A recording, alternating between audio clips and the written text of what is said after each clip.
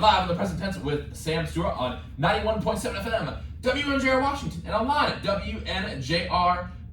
What is up, everyone? Happy Groundhog Day. You already know I'm rocking my Puxatawny Phil t-shirt tonight. And folks, we've got a great show lined up for you tonight. Last time on the show, we got on Casey Sears, Kate Barone, and Peyton Eckerode. That was a lot of fun. And like I said, we got a great one lined up for you tonight as well. My guest on the show tonight is a senior goalkeeper on your WNJ LAC squad from Wilmington, Delaware. He previously joined the show in episode 30 of the present tense. Everyone, welcome back on the show tonight, Henry Beardwood. Henry, how you doing tonight? I'm doing pretty good. Dude, I'm excited to have you back in the studio. So, let's go ahead and get right into it. We were talking a lot before the show about this squad this year. And looking at the schedule last year, like we talked about before the show, you guys actually ripped off a 5-game win streak. It kind of, cooled off towards the end of the year. So 5-9 overall in Coach Gonlin's first year. And, Henry, there are 9 freshmen on this year's team. So a lot of new factors coming into play here. Big recruiting class. So, Henry, as practice gets started here, and obviously you've been with the team throughout the fall and the winter workouts as well, how would you assess how the team has looked up to this point? I think it's looking really good. We've really meshed as a group a lot, and it's really exciting.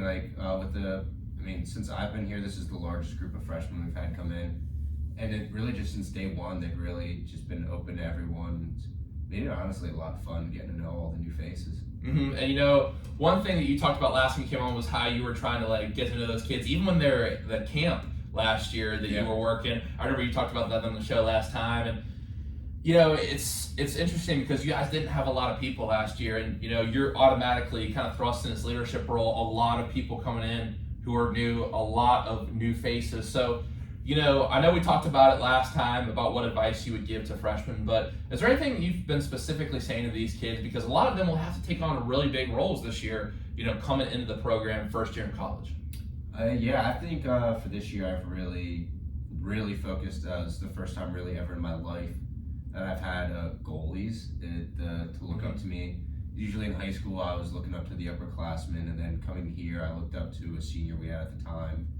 And then until this year I hadn't had any underclassmen below me. Oh, really? So really focus on just trying to teach them the reins of college lacrosse and trying to just get them up to speed with how we do things. Mm-hmm. And how would you assess how Coach Gonlin's first year went? We talked a lot about his arrival here at WNJ.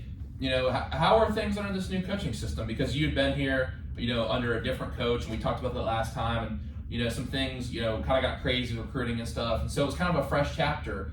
How do you think the team gelled chemistry-wise with the new coach? I think it gelled really well. Coach Golin was really good at coming in here and really just laying down the expectations and being just really open to us and just being able to talk to us, which was really nice. I know over the summer going into last year, we were all kind of nervous because we didn't know what was going to happen or anything. And then you always just have nerves when you first show up and there's a new coach because you want to impress.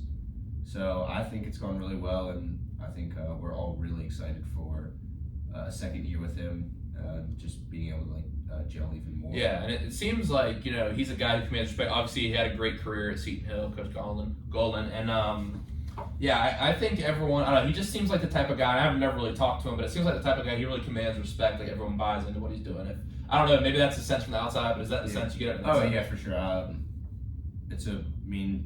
The atmosphere really kind of took a 180, and I think a lot of the people really bought in, and honestly, the people who didn't, they kind of left. So, all right, you're bought in. Yeah, it's exciting things in the future for the president, and obviously, we talked about the show that some viewers might not know, but you're actually coming back for a 5th year as well. So you got a couple more years here at WNJ. It's awesome, and from a kind of we've talked about the philosophical, different culture type of thing, but from an X's and O's perspective, what are the big keys the president needs to do to make it to the PAC tournament this year, and hopefully, get that championship game? Yeah, we've talked about this as a team, and it's really just controlling the controllables is what we say. Making sure we can do everything that we can do to get to where we want to be. And a lot of that is winning the games we're supposed to win, competing in games that maybe we're not supposed to win, making them close to just really help us out there when the conference looks at it. And then obviously, winning a couple games they're not supposed to win. Mm-hmm. And that really comes down, especially with Allegheny joining the conference. How's their lacrosse program? Their lacrosse program, I'd say it's at a similar state to ours. I know they still have a new coach, but their assistant left to go to Westminster. He was a former assistant here, which is pretty cool. Okay, Yep. I gotcha. And for you, Henry, and just to harp on the point about the freshman more time, you guys lost a lot of big names last year.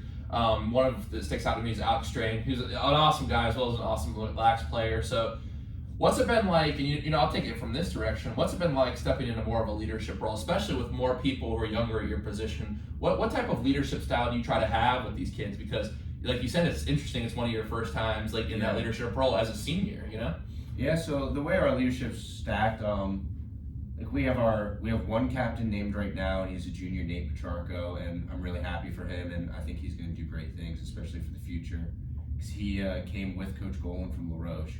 Oh wow. Okay.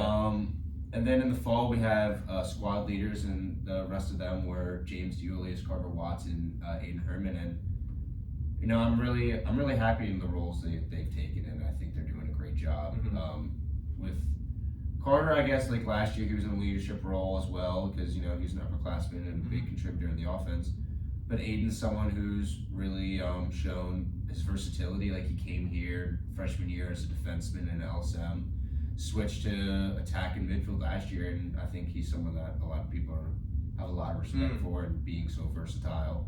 And then James is two-time All-Pac winner, two-time Defensive Player of the Week last year. So he's just someone who is a big lead by example kind of guy on the field. Like he's someone who, I don't know, to me he embodies grit. Okay. So awesome. He's really quiet if you don't know him, but once you get to know him, he's a great guy. Mm-hmm. And one topic that me and Jamison Campbell kind of talked about last year was the idea of having those friends that are under you, maybe on the depth chart, they're trying to take your spot. So Henry, and I feel like you're a straight up guy. You put it how it is. So have you liked the challenge of having those underclassmen under you? Because I know obviously they're probably trying to take your spot. Yeah. Do you like that competition? Sophomore year, after senior Noah Cohen left, he's the greatest goalie in WJ history. He has 855 career saves, top in the record books. I competed with Brody Alloway, and I love it. I feed off of it, to be honest. It just it's fun going into practice every day, knowing there's someone that you're competing with. And then with some of the freshmen, they're all pretty skilled players, and I just like that it pushes me every day to just better myself and just not take any days off. So yeah, I love it. That's awesome, and that's perfect because it kind of segues me into the question that I really wanted to get to tonight. It's a question we've had since you've been on in season 3 of the Present Tense, way back. It was a long time ago. But Henry, what would you say fuels you as an athlete? I'd say this season's a lot different from last season. This season, the big fuel is proving them wrong. Last year, my numbers were pretty low. I battled with a stress fracture throughout the whole season. So, and I just think I was probably slept on a lot just because of what the paper says. So this year, what's fueling me is if I prove the pack wrong and just show them what's up. No, that's awesome, man. And another question, I want to ask you, and I loved how you were really talking about the art of goalkeeping last time. You seem to have a real admiration for just the practice of it, the hand-eye coordination, everything that comes with it. Even getting hit in the shins, it's just part of it. That's what you said. But for you, Henry, I'm interested to kind of follow up on that sentiment and ask you this question: what is your favorite part about the sport of lacrosse? That's a tough one. There's a couple ways to go about it. I was always just drawn to it through a really close friend of mine who passed away last year. Sorry to hear that. He got me into the game, and it was just a lot of fun. And it's growing up, especially with an identical twin brother, just being in the backyard. We still have a goal. We have mini goals and all that stuff. So it's just the fun and the different, how different it is, and the mix between a lot of other sports. Because the way when people ask what it's like, I'm it's if you were to put hockey on a soccer field. And I just think that makes it a lot of fun because it's really versatile, and it's the fastest game on 2 feet for a reason. Yeah, it is. No, that's an awesome answer. And for you, Henry, it all looks very difficult to me, but what is the most difficult part of the sport of lacrosse? And you can take this either from a general perspective or from the goalie perspective. I think once you get, like, obviously when you're a kid, it's really just learning how to pass and catch and learning how to do all that kind of stuff. And then as you get older, doing it with both hands. And then once you get to this level, it's being able to really control the mental game. What do you mean by that? Dive a little deeper into that. Especially from goalkeeping, like, if you go into a slump, it really can affect your play. And then, so you always just gotta, like, a lot of the times, like, I think of it like a quarterback, right? Gotta just, like, forget the last play and move on to the next. Just have a short mindset. Okay, and when you say slump, what does that look like for a goalkeeper in lax? Is that just, like, maybe not being in the right position or, like, hand-eye coordination? What does that look like in lax for a slump? I'd say it's just, like, harping on, like, oh, I should have had that last shot, I should have had that. And then because you're just harping on the past, a lot of, like, goals can start to pile up quickly and put the team in a little bit of a hole. I see. No, I get what you mean. I think that's definitely something that can carry across sports, the idea of, like, just like, I should have had that last play, you know what I mean? Or what, and it can, or really, and then it takes away. You might not even, have anything change fundamentally or mechanics-wise, but you're just like, oh, okay, you're so caught up in that, I should have had that. Yeah. And it's tough to move forward. Yeah, everything starts to get away from you at that period of time as well. Yeah. Now, we're talking about the mental game and stuff, and I really want to ask you this, because we had this question as well since you've been on last, and I think it's one that I'm really interested to hear your answer. What is one trait that it takes to be successful in the game of lacrosse? Mental toughness. You got to be able to just roll with the punches, and things aren't going your way, just not let it phase you and just fight through tough. And then lacrosse, people love to chirp, so you got to be able to handle that stuff too, and just, like, I don't know, we talk about a lot as a team being mentally tough because that's something we can control. So we got to be able to control our mindsets and just take the positive and roll with the negative. Are you a guy who chirps a lot? It depends.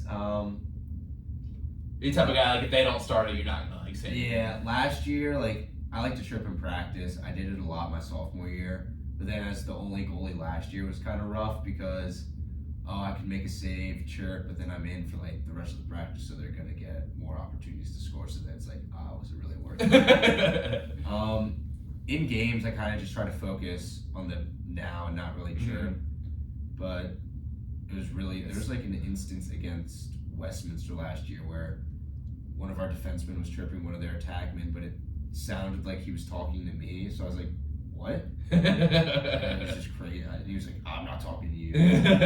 All right, bro, chill. That's a very lax response. All right, bro, chill. Now, like, one thing you talked about, I think is interesting, like, those, and I think at the college level it is, like, there's just, like, a lot of emotions where, like, even, like, because baseball, it's not the most play-to-play, it's not the most exciting sport per se, and, like, or emotional sport, but even, like, there's a lot of, like, hype and excitement and kind of trash talking. But I think about, like, in a sport like football or MMA or something like that, it's like it's like an interesting concept. And, like, I was trying to tell someone today, it's like baseball's not like this, but, like, pitching is not an MMA fight, but pitching is not a football game. But in those sports, like lacrosse or football or MMA, there's, like, a lot of contact, and you're trying to light people up a little bit, you know what I mean? Like, you have to keep those emotions under control. Like, I feel like it's probably really easy, like, if you get really hit, you're trying to, like, get that guy back, or you know what I mean? In football, like, if you get popped, you're trying to, like, hit someone after the play. Like, it's definitely, like, the emotions of it can take away your focus. You know what I mean? And I've never played any sports like that before, but I imagine that's the case. You know what I mean? Because, like, you don't want to lose the X and O's because you're so caught up in the emotion. Of the Especially because for lacrosse, it's like you hit the guy late, you're gonna be. There's a chance, like, last year we had a couple times where, like, late hits, you get locked in the box and you're man down for a minute, 2 minutes, and then, like, you really have to focus on, like, how that's just going to hurt the rest of the team. Because then we have to go into a penalty kill, and it can get kind of crazy. So being able to control your emotions is definitely a huge factor, because then that also just affects everyone else on the field. Like, if you're projecting negative energy, people are going to start picking up on it. Yeah, and that's a really good point too. I like that you made that point, because I think also when you're, like, really, even if you're, like, going at someone and it seems like in the moment it's good, like, the other thing is too, it's like if you're all flustered and, like, being really angry at the other team, and, like, you can tell, like, you're projecting anger towards it, like, they tell you're flustered. You know what I mean? It's like the guy who's, like, maybe has an altercation like that and walks away calm. You're like, okay, he knows, but he's just flustered. He's got a cool head. You know what I mean? It's like if someone's like completely like, well, what's his name, Joey Bosa, where you're just like, okay, dude, he's losing his mind. Like they're not gonna win this game. You know what I mean? It's like when they ended up blowing the biggest ever playoff lead. You know what I mean? But no, that's really interesting. And I feel like to go back to something you said, like the mental toughness of this group, and I think you can talk about this a little bit, you know, because you probably describe it better than me. But with a lot of injuries that you guys had last year, I think a lot of people had to kind of. I don't know what the right term would be. Maybe, you know, just kind of take a lot of stuff to the chin. Obviously, like you guys did not have that many people on the team, a lot of injuries. So I feel like the group that's returning is a very mentally tough group. I feel like by necessity they had to be to get through last year. You know what I mean? I'd say just like getting to know everyone over time, like we've definitely been able to grow in that aspect of our game, and that's something that I think really helps us to teams that come in with these big rosters and are expected to be like, oh, we're just going to run the table kind of thing. Well, because it's got to be that small, like, you know, obviously you guys had a lot more people this year, but, you know, when you guys were kind of, in a way, short-handed last year, like, it had to be kind of like I don't want to say David Glove, but like a sort of like, oh, this is like, they think we're the underdogs because we don't have as many people. Like, obviously, that's a disadvantage because we're tired. You know what I mean? Like, we don't have as many subs, but it also brought y'all closer together. That kind of like underdog mentality. Because, like, with y'all's team size, like the big because I saw the temes that would get off the bus. I'm like, yo, how many people they got? And I look at our team and be like, yo, they have like 3 times as many people as us. Like, I'm sure that brought y'all closer together as a team. There was a game beginning our season against Kenyon, which is a really. I think that was the game I was thinking about. Yeah. Ohio. We were there. They roll out of their locker room with like 50 kids. How many did you guys have last year? We had 23, 25, maybe. We had like 3 subs on our bench, and they had like 30. And our coaches said, like, hey, that's something like we don't need to focus on that right now. Like, obviously, like, I mean, it's a hard thing not to focus on, but he makes a really good point. Like, so as we said this year, that's one of the non-controllables. It's not something we can control. So, in reality and hindsight, it's not something we should really be worrying about. I think. No, that's a great point. Yeah, I think it probably, but definitely, like I said, built some toughness for you guys. And then one of my friends, Sammy Schuster, I don't know if you know him, but plays baseball, and he had a great line on here, all-time line on here, and it was "Culture doesn't graduate." So hopefully that group, you know, sets some culture. And, you know, I'm sure, like, there's a little bit of, like, hey, like, how good are we this year? You know what I mean? Because I think with the full roster and stuff, and I don't want to read this wrong, so let me pull this up real quick. You guys played Marietta, that's right. Your first game last year. Yeah. And this year you guys got LaRoche, you know what I mean? 2 big games to start the year. So, I mean, man, it'll be fun to watch Wednesday. And you guys won that first game last year, I believe, right? No, we lost. Oh, sorry. We lost to Marietta first game. We lost our first 3 games last year, and then went on that 5 game. Okay, that's when the 5. That's what. Okay, my bad. Yeah, that game against Marietta, it was a cold one, to say the least. A lot of us in the weather, we wear latex gloves under our gloves. I was like double latexed up, and I still couldn't feel my fingers. Latex, like doctor, surgeon gloves. Really? Yeah. I didn't know that. I don't know. Does it keep your hands warm? Yeah, I don't know why it does it, but like we do it. If you do it, sometimes you'll take them off. It's like 30 degrees or something. Your hands are soaking wet from sweat. Yeah, I get that too. Like if I'm like cleaning my bathroom or something. Yeah. It's like I don't know if it because it like traps the sweat in there or whatever, but it has to be something. I'm assuming with the way it traps heat. Or I did not know that. I have no idea. I might have to try that for baseball. It's a trick of the trade. So honestly. Even like North Face gloves, you'd recommend latex over the latex. So like if I want to make my hands as warm as possible, like latex then North Face or like that would definitely work. For us, the North Face gloves inside of our lacrosse gloves, you kind of lose some feel. So that's why we usually will just latex. And if we really want to, we'll just double up on the latex. Dude, that's interesting. I never knew that because like baseball, obviously, like, you're sitting around a lot. And I'm sure for you too, you're not like moving that much like every single play. So that's a really interesting tip. And my next question for you, Henry, is a question that I used to just ask seniors. So I didn't get to ask you this on the last show, but how do you want to be remembered at W&J? So this is a question I've actually answered before. I want to be remembered as someone who's like always there for my teammates, kind of thing. And for me, that stems past lacrosse. Like even like afterlife, if like they're local or they need something that they don't need to like be afraid to reach out to me for advice. I especially feel like that's really animate to these younger goalies because by the time I leave, they'll be juniors. And if they still have questions, I still want to be someone who can answer them for them and still like help them through their journey and their careers. Wow, no, that's a great answer. My next question for you is one I definitely, wish I would have asked you, but here we are tonight, and it's one that's become somewhat of a staple here on the present tense, and it's, Henry, if you were sitting in your dorm room freshman year, and you saw a kid walk in, and it's you from that freshman year, what are you telling that kid? What advice are you giving him on the first day of college?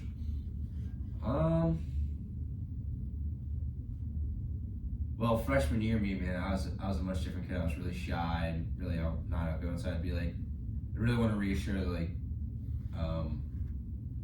don't be shy around the teammates. Be yourself and make friends. Honestly, I got you. I couldn't see you being a shy guy from some of the times I've seen you around. As I've gotten older and gotten used to being here, I've really opened up, I'd say. But now freshman year, I was a much different kid. So definitely to be ready for the competition that's going to come your way, and never let it go to your head when you're having success. Probably would also be something I'd tell myself. Oh, good stuff. And my next question for you is, what is something in your life that you have done or something inside you that you are proud of? I don't know why, but my big go-to, in high school, I went to a Catholic all-boys school, so we had to do community service every year. We had to do service hours. And me and my brother went to different high schools. He went to a boarding school in New York. So, but I guess he had to do them too, because he always went with me. But we'd go to Habitat for Humanity and help build the houses. That's something I'm always proud I did, because it was always a really good feeling after it. And I got on the news one time doing it, which was really cool. Just for they were just covering the. So, it was Trump was passing a bill or something that would affect the funding non-profits like Habitat for Humanity. So Governor Carney came and spoke, and then so there was all these news coverages, and I'm on the news hammering in some flooring, awesome. And then sitting behind him, so it was pretty cool. Oh, dude, that's dope. Yeah, and I did it 3 times. The first time I put siding up on a house, before you put up the paneling, the styrofoam siding. That was scary because we had to move the scaffolding rigs and set them up. So I was I don't know if I'm qualified to set up the scaffolding on without. Above my pay grade.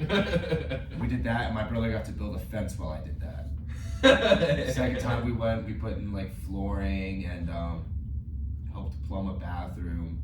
And then the last time we went to this older house and repainted it. Oh, that's cool. So it's very fun, and so for my high school, we did kind of stuff like this too. My junior year, our coach came in the last week, and he's we're gonna do this service project, it's a Baptist missionary project, small town of Keller, North Carolina, and envision every stereotype you can about a small town in North Carolina is smaller than that.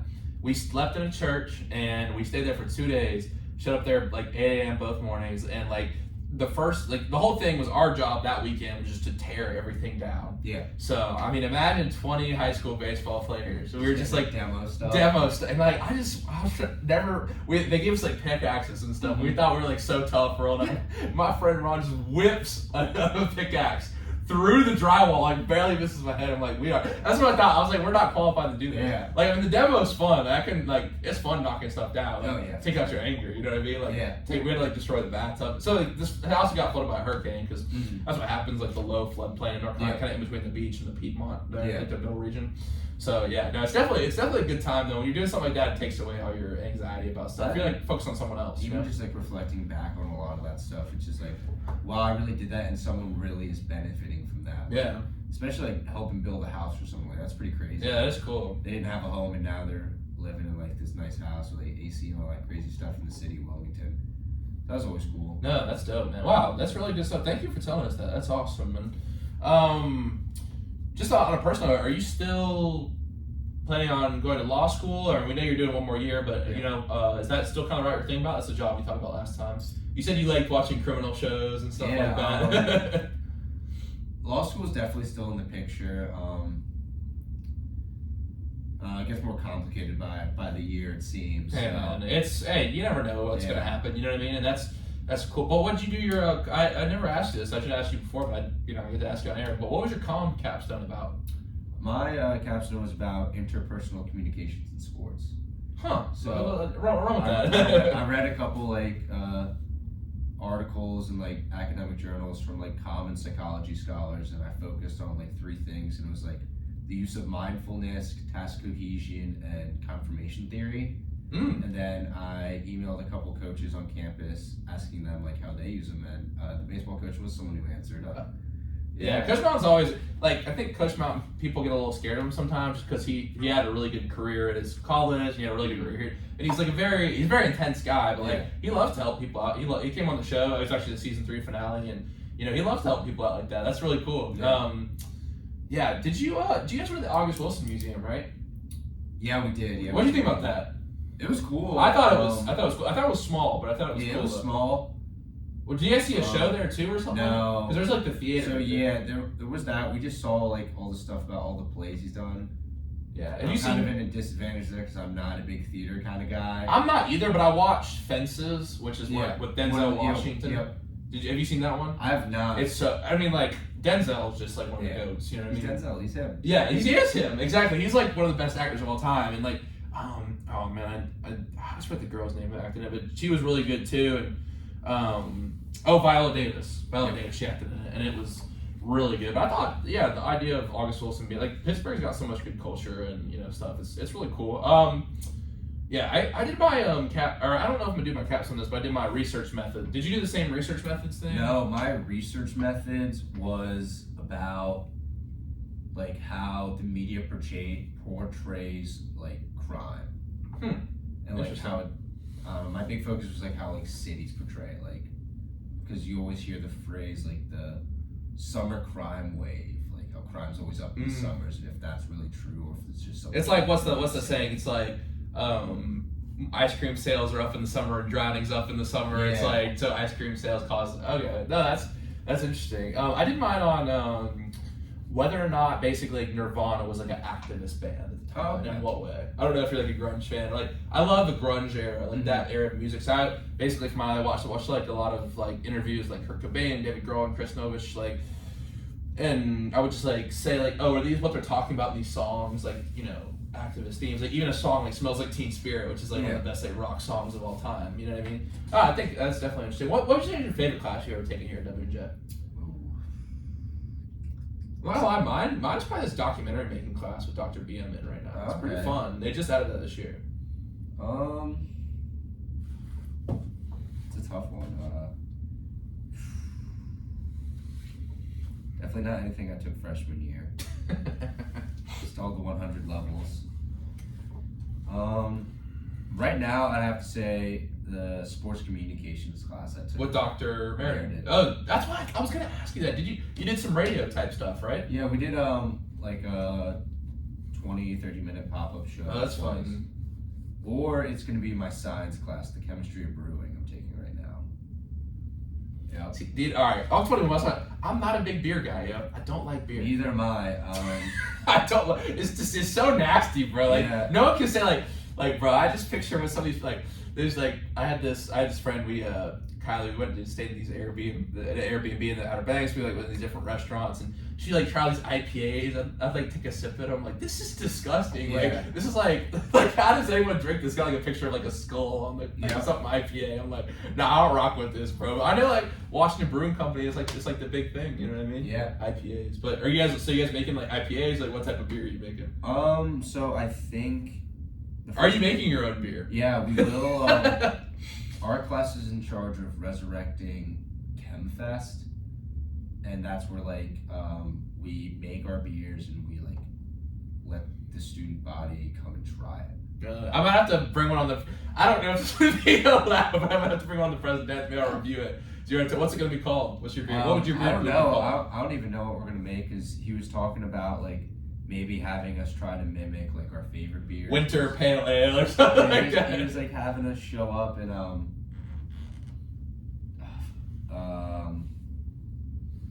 he asked us the first day like what our favorite beer was.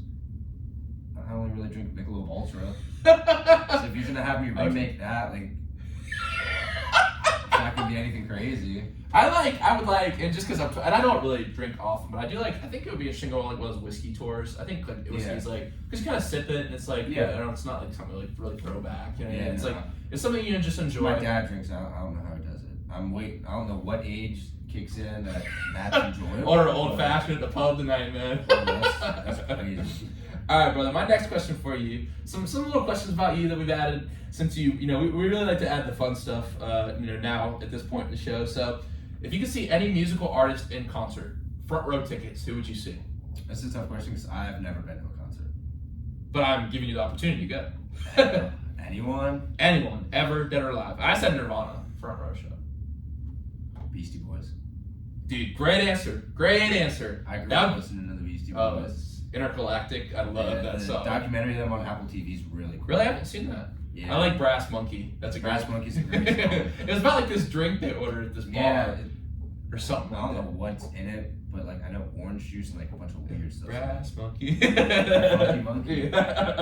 Yeah, no, awesome. I love the Beastie Boys. And what's your favorite movie of all time? Obviously, you gave an Inglourious Bastards quote for your quote of the day last time, but that's tough. There's a lot of answers to that. Probably Fury with Brad Pitt. Great movie. Great. I think you said that. I recall when I listened to the episode, you did answer that last time, but yeah, no, Fury is really good. There's a lot of good war movies coming out now. I just watched Novik on Netflix. I haven't seen that one yet. I watched All Spotted on the Western Front. Yeah, I watched that. What did you think about that one? I liked it. Dude, it's intense. Yeah, it is. The Forgotten Battle is really good. I like that one. I want to watch Mincemeat, Operation Mincemeat. I like that movie. I haven't seen it. It's cool. I There's think a lot of like the behind the scenes kind of stuff. Yeah, I think like with like the Forgotten Battle, All Quiet on the Western Front, and you should watch Novik. Norvik. You'll like it. It's like those are all dubbed movies. Yeah. Like All Quiet on the Western Front's German. Yep. Norvik is. I think it's Norwegian. Norwegian, yeah, and it's dubbed. Mm-hmm. And it's like I feel like that made me more mature in my movie watching to watch. If I'm not choosing a war movie, it's Wedding Crashers though. My family, we quote that movie like it's no one's business. Wedding Crashers is good. That's what Maryland's all about: crab cakes and football. No, that's awesome. Yeah, it's cool. No, I really liked how you used that Inglourious Basterds. We'll see what Quentin Tarantino does for his 10th movie. We didn't really talk about. I wasn't into Quentin Tarantino that much at that point last year, but did you say Inglourious Basterds is your favorite by him? It's between that and Once Upon a Time in Hollywood. I don't know why, but I thought you might, because he got the history in there a little bit too. I really like Brad Pitt and Leo DiCaprio. They're probably my two favorite. Have you seen Fight Club? Yep. Have you seen Seven? Yep. Dude, Seven is crazy. My TV production class in high school, we remade the driving scene in the What's in the Box scene, but it was one guy. How would you make that in a school setting, bro? I can't even talk. The movie's so dark, but it's so like.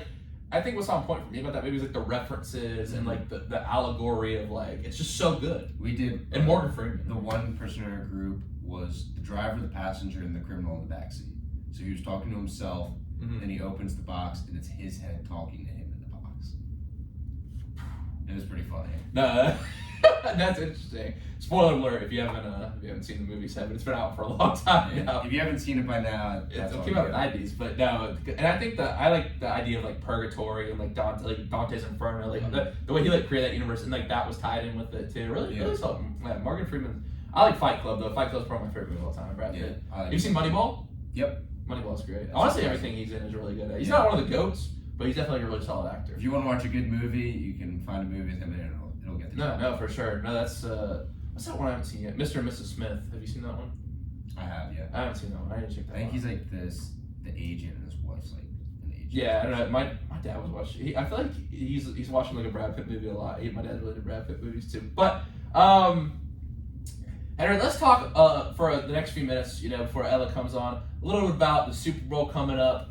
All right, so here's my take on this game. Like, there's really not that much to talk about here, in my opinion. Like, all the sports shows. All right, listen, Josh Johnson, four-string quarterback, man's 40 years old. He's been in the league for 15 years. Played a game for the Ravens last year. I did not know that. I did not find that in my research. But he got the Bengals. Picked up by different teams. He got picked up doing different, things, like being an off-season quarterback. Yep. He actually played at San Diego under Jim Harbaugh. I did not know that. Interesting, right? So this whole game, with the Giants and the Eagles and 49ers rather. Mm-hmm. Okay, Jalen Hurts, his shoulder's still in question. So, I think the thing is that we have to keep in mind, like, the Eagles' rushing game is very, very, very solid. And I think that the passing game hasn't been quite as good as a rushing game for them, I would say. And, Jalen Hurts has 15 rushing touchdowns in the playoffs, most by QB in a single season in NFL history. Although the signs, Eagles are the 5th team to win the divisional playoff and conference championship by 21 points. Each of those 4 previous teams have won the Super Bowl.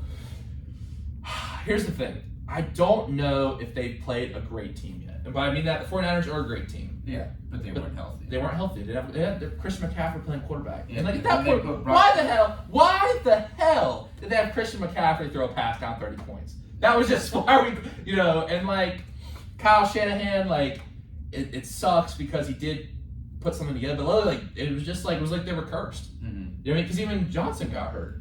Yeah. And they really just didn't have a shot. He got concussed. Brock Purdy tore his UCL, so he couldn't even really throw a football. Mm-hmm. Then. Imagine if they would have had Trey Lance, though. I think they won the Super Bowl. Trey Lance is. I think if Brock Purdy's healthy. I think if Brock Purdy's healthy, they win. I think he's doing better than Trey Lance. I'll ride. I can't say what either, but Jimmy G, they're letting him go, basically. That's what Shanahan said yesterday. But Shanahan has such a good offensive mind.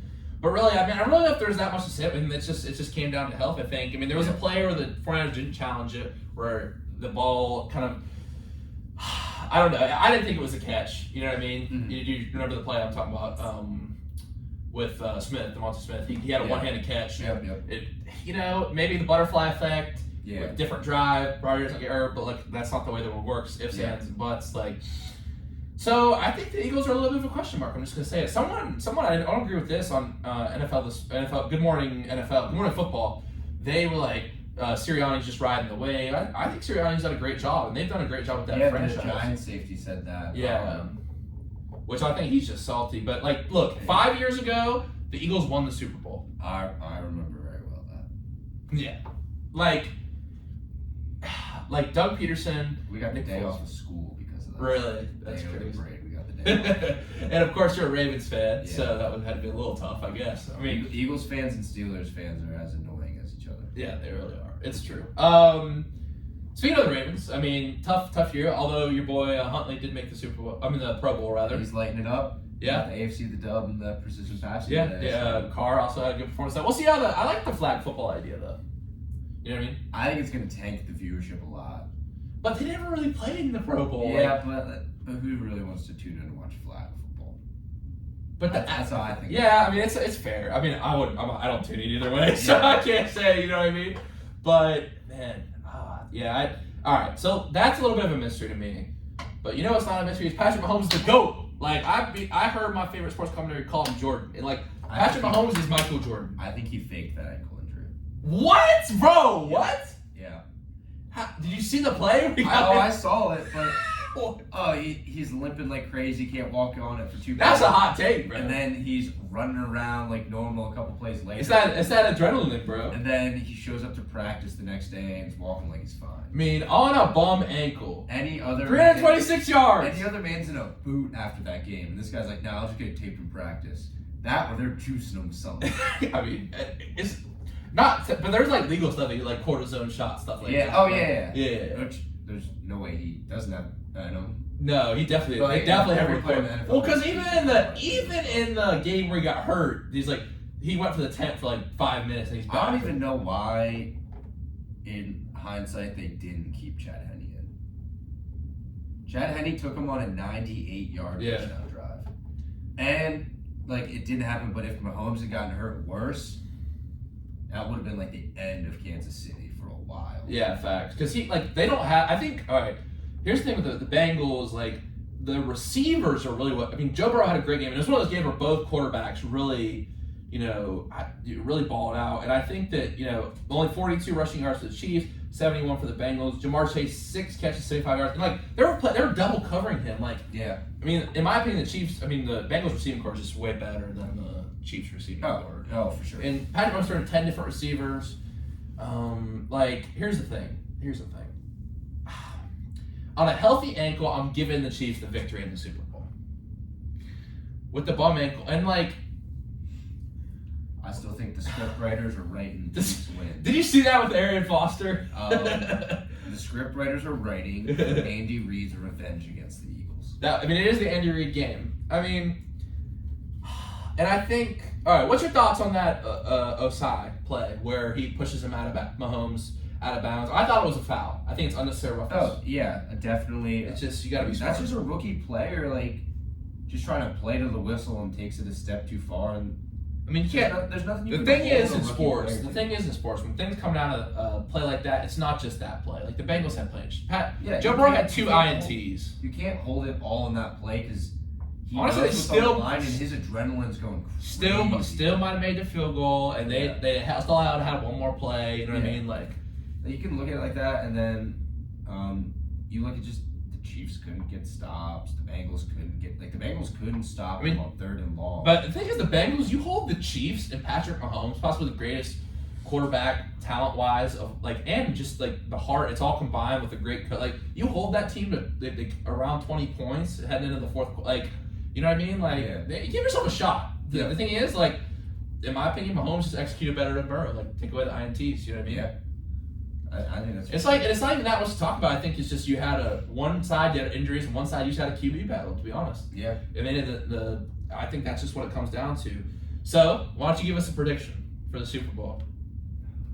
I'm gonna ride. I think it's a lose-lose. I don't want Mahomes to get another ring because then just it's like a Brady second coming.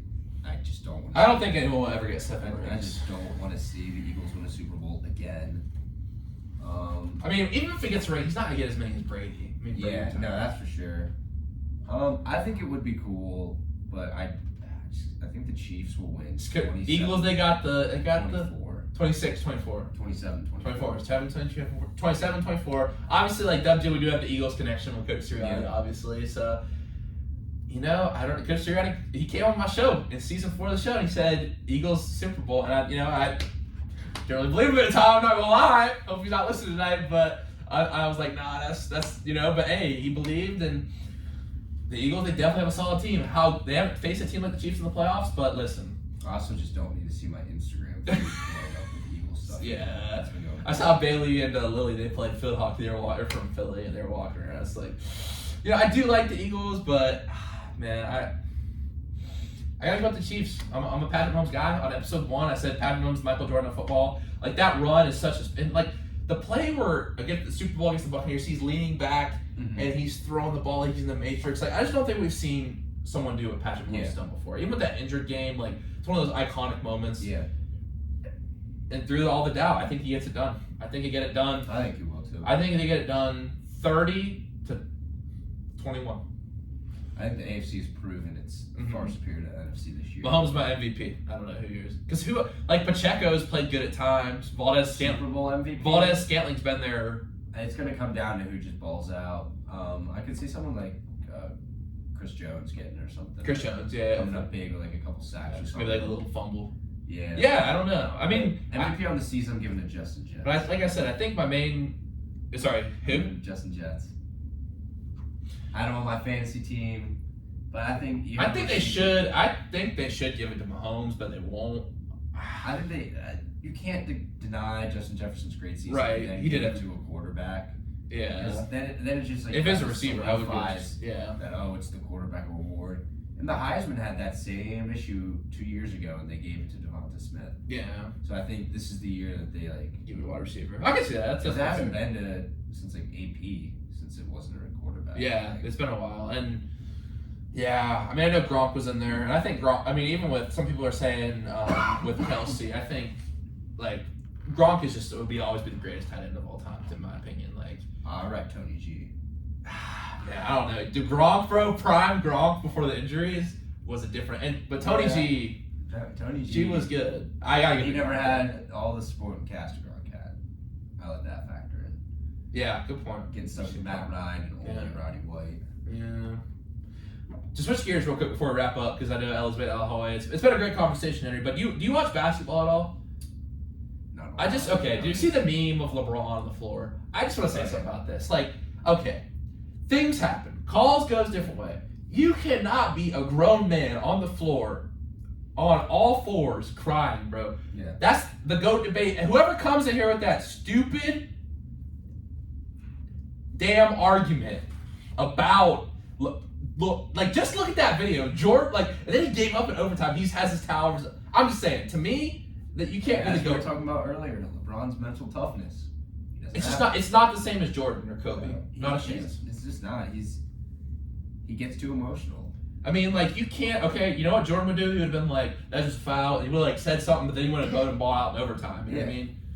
Like, He wouldn't have like just outed. yeah, it's bad, man. And Steph Curry, like, they're talking about. Like, Steph has had way, like, with the games they've played the Lakers, he's had way more fouls, like, not called. And talk about Anthony Davis is like, we never get any foul. Bro, you get foul calls all the time. You're never even on the floor. Oh, man, don't even get started. It's not a basketball episode tonight, but I just wanted to say that. Because LeBron fans, how can you support this man? Yes, it was a foul, but that happened. Does that not happen in sports? Call goes different ways. He also go back and watch the film. He traveled on that play. Yeah, key example, the Saints-Rams game. Should have been PI, wasn't PI. It just happened. It does. I mean, that was bad. That was worse than LeBron. Man. That was bad. But that kind of stuff just happens, so you gotta be able to live with it. Facts. No, I agree, brother. Now, It's like a prime quote my parents always said: "Life isn't fair." yeah, it isn't. It really isn't. And calls go both ways. He also traveled on that play, but that's not here or there. I'm just putting it out for you Lakers fans. And next time someone brings that LeBron, I'm gonna put a picture of that up there. That's your GOAT, bro. That's a picture of Mike getting hacked by the Pistons. Because man was getting murdered and LeBron flopped the flick it, baby. Although the Pat Bev technical was one of the funniest things. Yeah. He took the camera in. Oh man, Pat Bev's a dog. Pat Bev is a dog. He's the best. I think besides LeBron, he's the best player on that team this year consistently. Because he hasn't on the floor. And Russ, man, let Russ cook. The dish he cooking ain't good, bro. He's cooking the same thing Russell Wilson's cooking. Yeah, so man, yeah, we're not even get started on that, bro. Broncos coach. Do not let any Russes cook. And on that note, we'll go ahead and do trivia. I don't have a quote of the day segment, but I would do a little wrap up segment. So Henry, trivia tonight. We're not going to break. We're just going to roll through it. Is what D1's men lax team has the most titles all time? Is it A, Maryland, B, Syracuse, C, Johns Hopkins, or D, Princeton? Your answer is What was the second option? Syracuse. Yeah, I'm gonna ride with Syracuse. I know it's not Maryland. Pretty sure it's not Hopkins, and could be Princeton. Actually, no. I'm gonna go Princeton. Final answer? Princeton.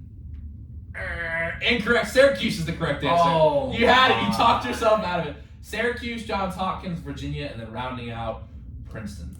Stuff. You got it right last time. Although it was a Ravens question. It was about who had the most tackles all time. Or something like that. I talked myself into that answer last time. Yeah, you did. And that's funny because I said that. I forget the exact word out, but I was listening to it last time. I was like, wow, I remember him talking himself into that. Just talking himself out.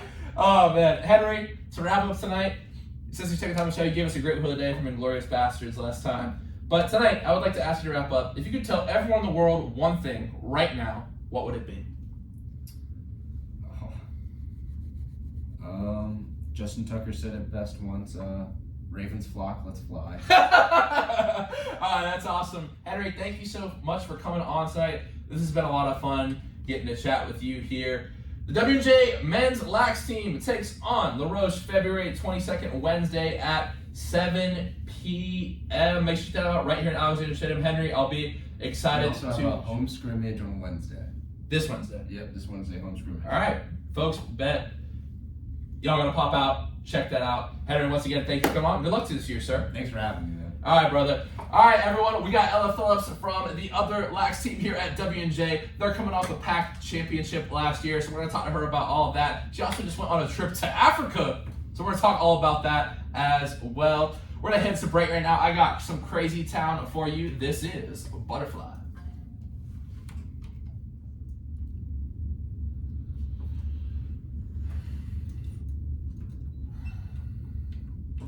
We are back in the present tense with Sam Stewart on 91.7 FM at WNJR Washington and online at WNJR.org. My next guest who will be joining the show tonight is a sophomore defender for your Washington and Jefferson lacrosse team and field hockey team. In her freshman year last year, she was a PAC all-first team player and made the PAC all-tournament team as well. She returns to the show tonight after previously joining episode 49 of the present tense. Everyone, welcome back on the show, Ella Phillips. Ella, how you doing tonight? Good, how are you? I am doing great. I'm excited to have you back on here. So, Ella, you just came from lacrosse practice just a few minutes ago. Y'all were, I assume, up in the rec center tonight. Yes. Yes, a So little chilly outside, yes. So, obviously, you guys came off a great year last year, and we had Gabby and Amanda on a couple weeks ago. Awesome episode. And, how do you feel like the team has been looking, though? And you guys are a lot older, I would say, as well. Just with a lot of the key players who were freshmen last year. So, I mean, the sky's really the limit for this team, right? So, but how would you assess how the team has performed so far? I think we're looking really good. I've only done 4 practices because I missed all of fall. So, I was in field hockey season. Not practicing in the fall is a little hard. But coming in, I think we're looking really good. I think we've had 4 really good practices. I honestly don't think, last year we did not start this strong. Mm-hmm. I think the freshmen look really, really, really, really good. I'm excited to get them. A few of them are midfield, so that'll help us out on the defense too. And I'm just excited for our first game. Mm-hmm. And one thing you talk about, the advice you give to two-sport athletes is balance and stuff. But specifically with these freshmen on the lacrosse team that you just mentioned, what kind of advice? And also on the field hockey team too, because y'all had a lot of freshmen. Yeah, we had Lily Geary on the show. Obviously Lily. seventh place scorer all time, the WJ list. So shout out to her. But what type of and you can take this either field hockey, lacrosse, whatever. What type of advice did you give to freshmen this year? Well, I think really it's just working hard, sticking in it. Mm-hmm. And obviously freshman year is hard. You're coming in new, you don't really know anybody at the school either. Mm-hmm. Starting college classes, everything's new for you. I think just putting your head down, working hard, getting the fun out of it that you can, while also putting as much as you can into it, and just honestly just get everything you can out of college, because you got 4 years, and I'm almost halfway done in a blink of an eye. Seriously. Isn't that crazy? No, it is. It really is. Man, no, it is crazy, because I still think of you sometimes as you're just starting here, because I just I feel like I just met you the other day, but man, yeah, no, it really is crazy. And and we didn't get to talk to you in field hockey season, but can you talk about the role that some of those freshmen played in field hockey this year? Because it's interesting, you and Haley were thrust in this leadership role, even though y'all weren't seniors. Y'all were on the offense and defensive side. Talk about some of those freshmen, like Lily, Sarah Shraver, all of these freshmen who really stepped up big time for the field hockey. Bailey Miller, you know what I mean? Well, our midfield was just our seniors, so they had a really strong leadership right there. Mm-hmm. But that can be hard, during the game, to sometimes translate to the other lines. If we're just not having a great game, sometimes our lines just become a little bit disconnected. But I think Lily and Bailey and LB who started, we lost Tiana, Maddie Hubbard, Ashley Kunkel. They were great players. They were really beneficial to the team. They really did a lot for us, and I was really worried we were going to miss them a lot. But we do miss them greatly, because I love them. Yes. I love them so much. You say you don't miss them at all. If you're listening, I love you guys, and I miss you. But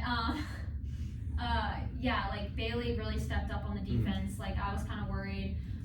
We missed Grace the end of last year, so I was really coming in as I played the most games. I was coming out. I was a sophomore. Grace is a junior. Bailey was a freshman. I was a little worried, because I was I don't know.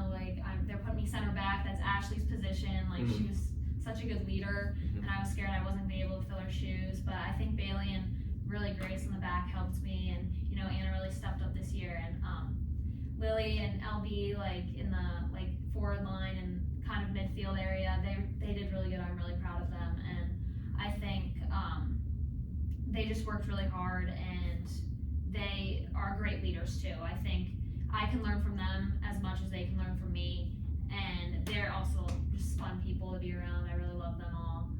All the freshmen are super fun. They bring a lot of fun to practice. Yeah. I'm sure you saw when you came. Yeah, no, it's Stroketober. yeah, for sure.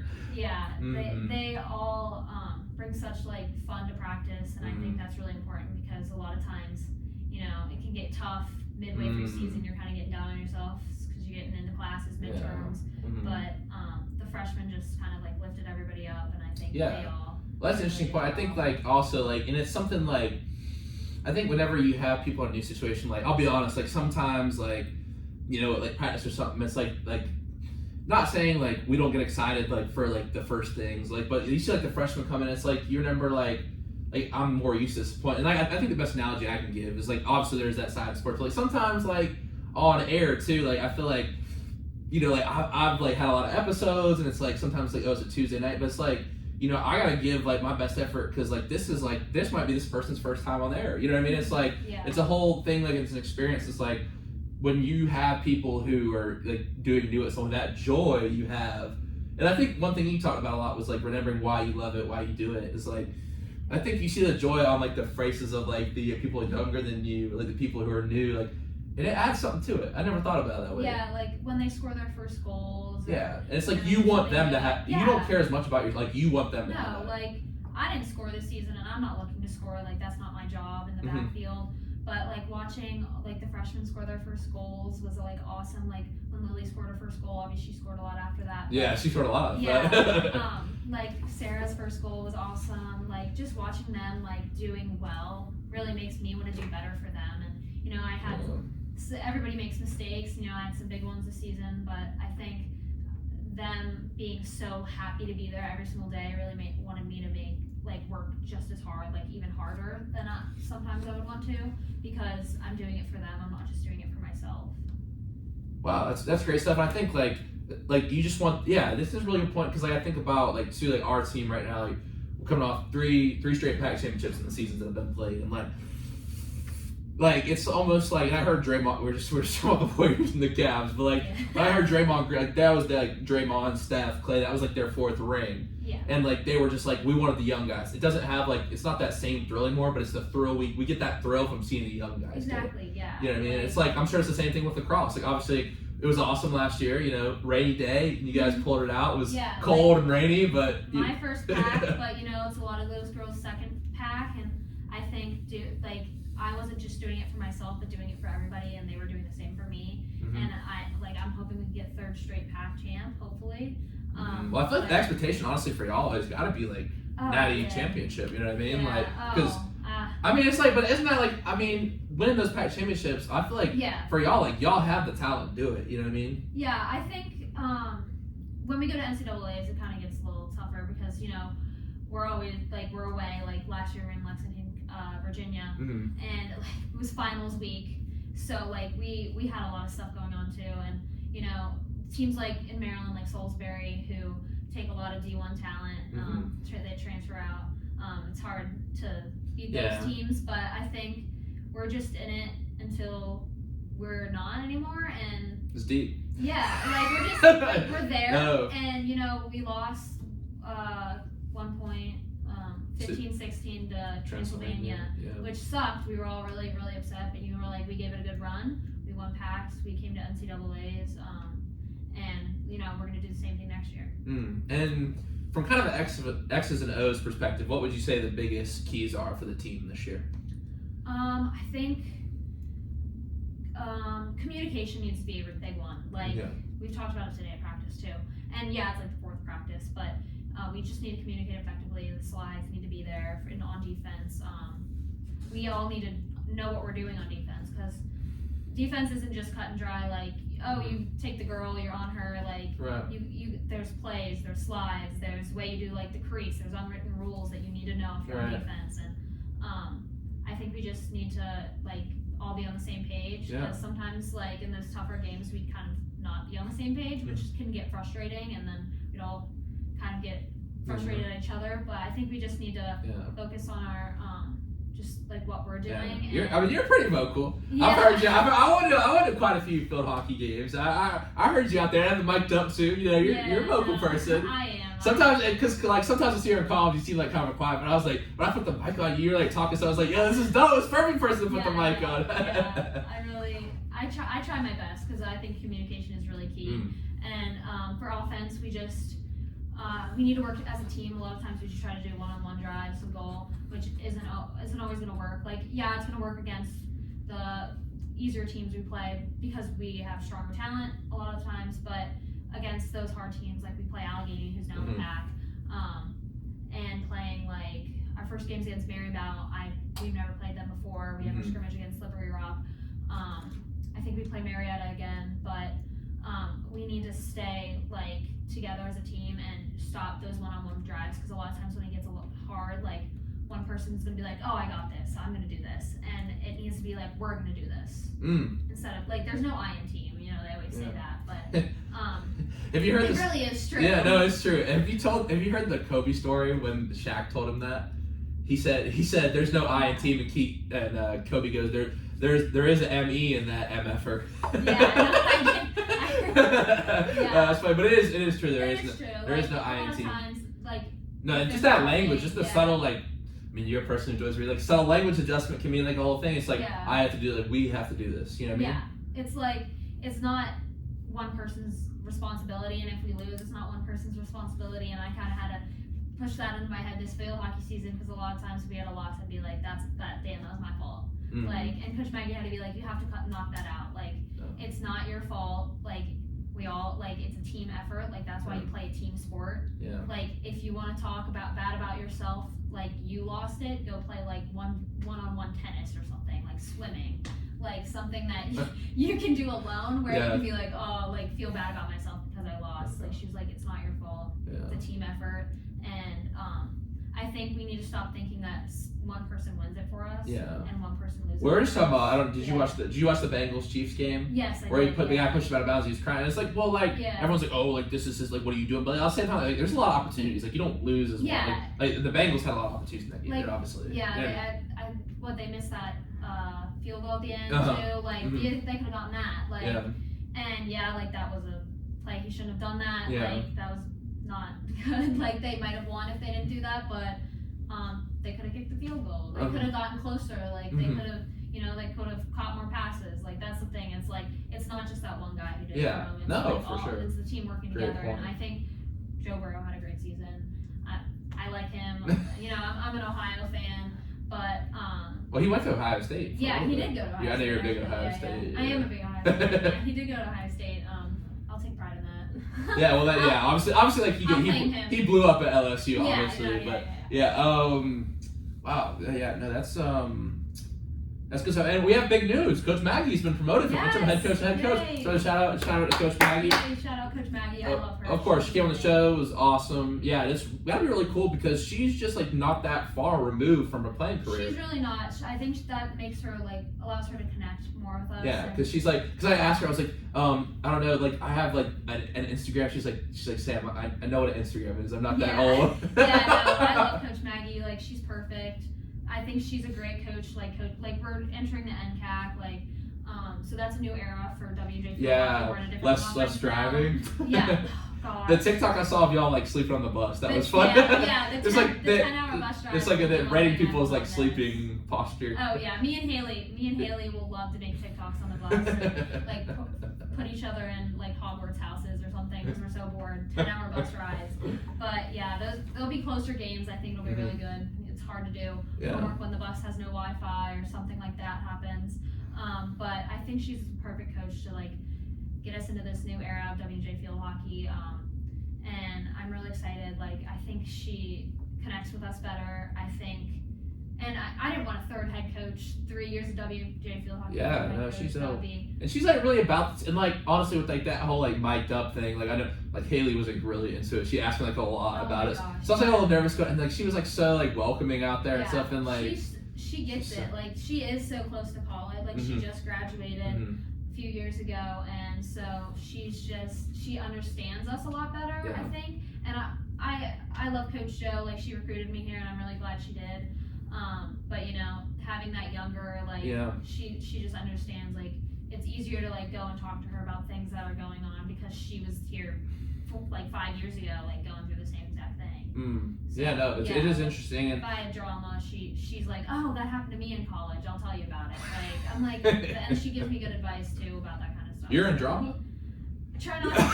But, not Ella. Stuff happens, It does. I try to keep my head down, but it doesn't always work. Now, my next question for you, Ella, because one thing, the clip I used for you last time, and one thing you really repeated on the show was like this idea of like being motivated, and like even though you do 2 sports, it's like you don't really have an off season, like you're still doing all this stuff. And so, what fuels you, Ella? I think my teammates fuel me really. Like sometimes, like today, I was really tired. Had to take a nap before practice. I wasn't really feeling it. No, naps are mandatory. Yeah, that's mandatory. It really is. College naps are mandatory. But, I think just thinking about like seeing Lena, like Gabby Gala, Amanda Eflin. Like, I don't know how you can Katie, be tired around those two, yeah, man. like, And Gabby, they're bringing the energy. They're so fun. Like just like even just the people I play defense with, like seeing them is just makes me feel so much better. And I think we've had 4 good days of practice. Like that's all awesome. I can ask for. And yeah, like it gets really tough. Like I just had season and I just got out of it. But I think just being able to see my friends every day is really what does it for me because I don't like when I'm out of season for the 3 weeks I'm out of season for. That long off season, yeah. I don't see my friends as much, which is I see them every day. Yeah. But I'm not like they're not forced to hang out with me for 2 hours every day. So I've never heard it like that on air, but okay. I mean, technically they are forced to hang out with me for 2 hours. I mean, it's practice, but yeah. But I think just being able to hang out with them. Yeah, I mean, no, I get that, and like with baseball, like there's 55 of us, like we can't all sit at the same table. Like it's like the only area that's like everyone's like in the dugout. It's a lot of people. We can't even all fit in the dugout. Yeah, and it's like doing the thing you love. Like I love playing sports. Yeah. I love the competitiveness. I love lacrosse. I love field hockey. Yeah. And I think just being able to, like, being blessed to play it every single day. Hashtag blessed. Yeah, hashtag blessed. It We're keeps blessed me up going here. because I get to play with my friends. Like, the school is letting me play with my friends, play a sport I love every single day with my friends. Like, it can't get any better than that. No, that's wow. Great answer. That's so dope. And my next question for you is another one we've added since you've been on last. And it is, say you're sitting in Cooper Hall in an empty dorm room. Wow. And you see yourself walk in with a suitcase. And it's your freshman year self.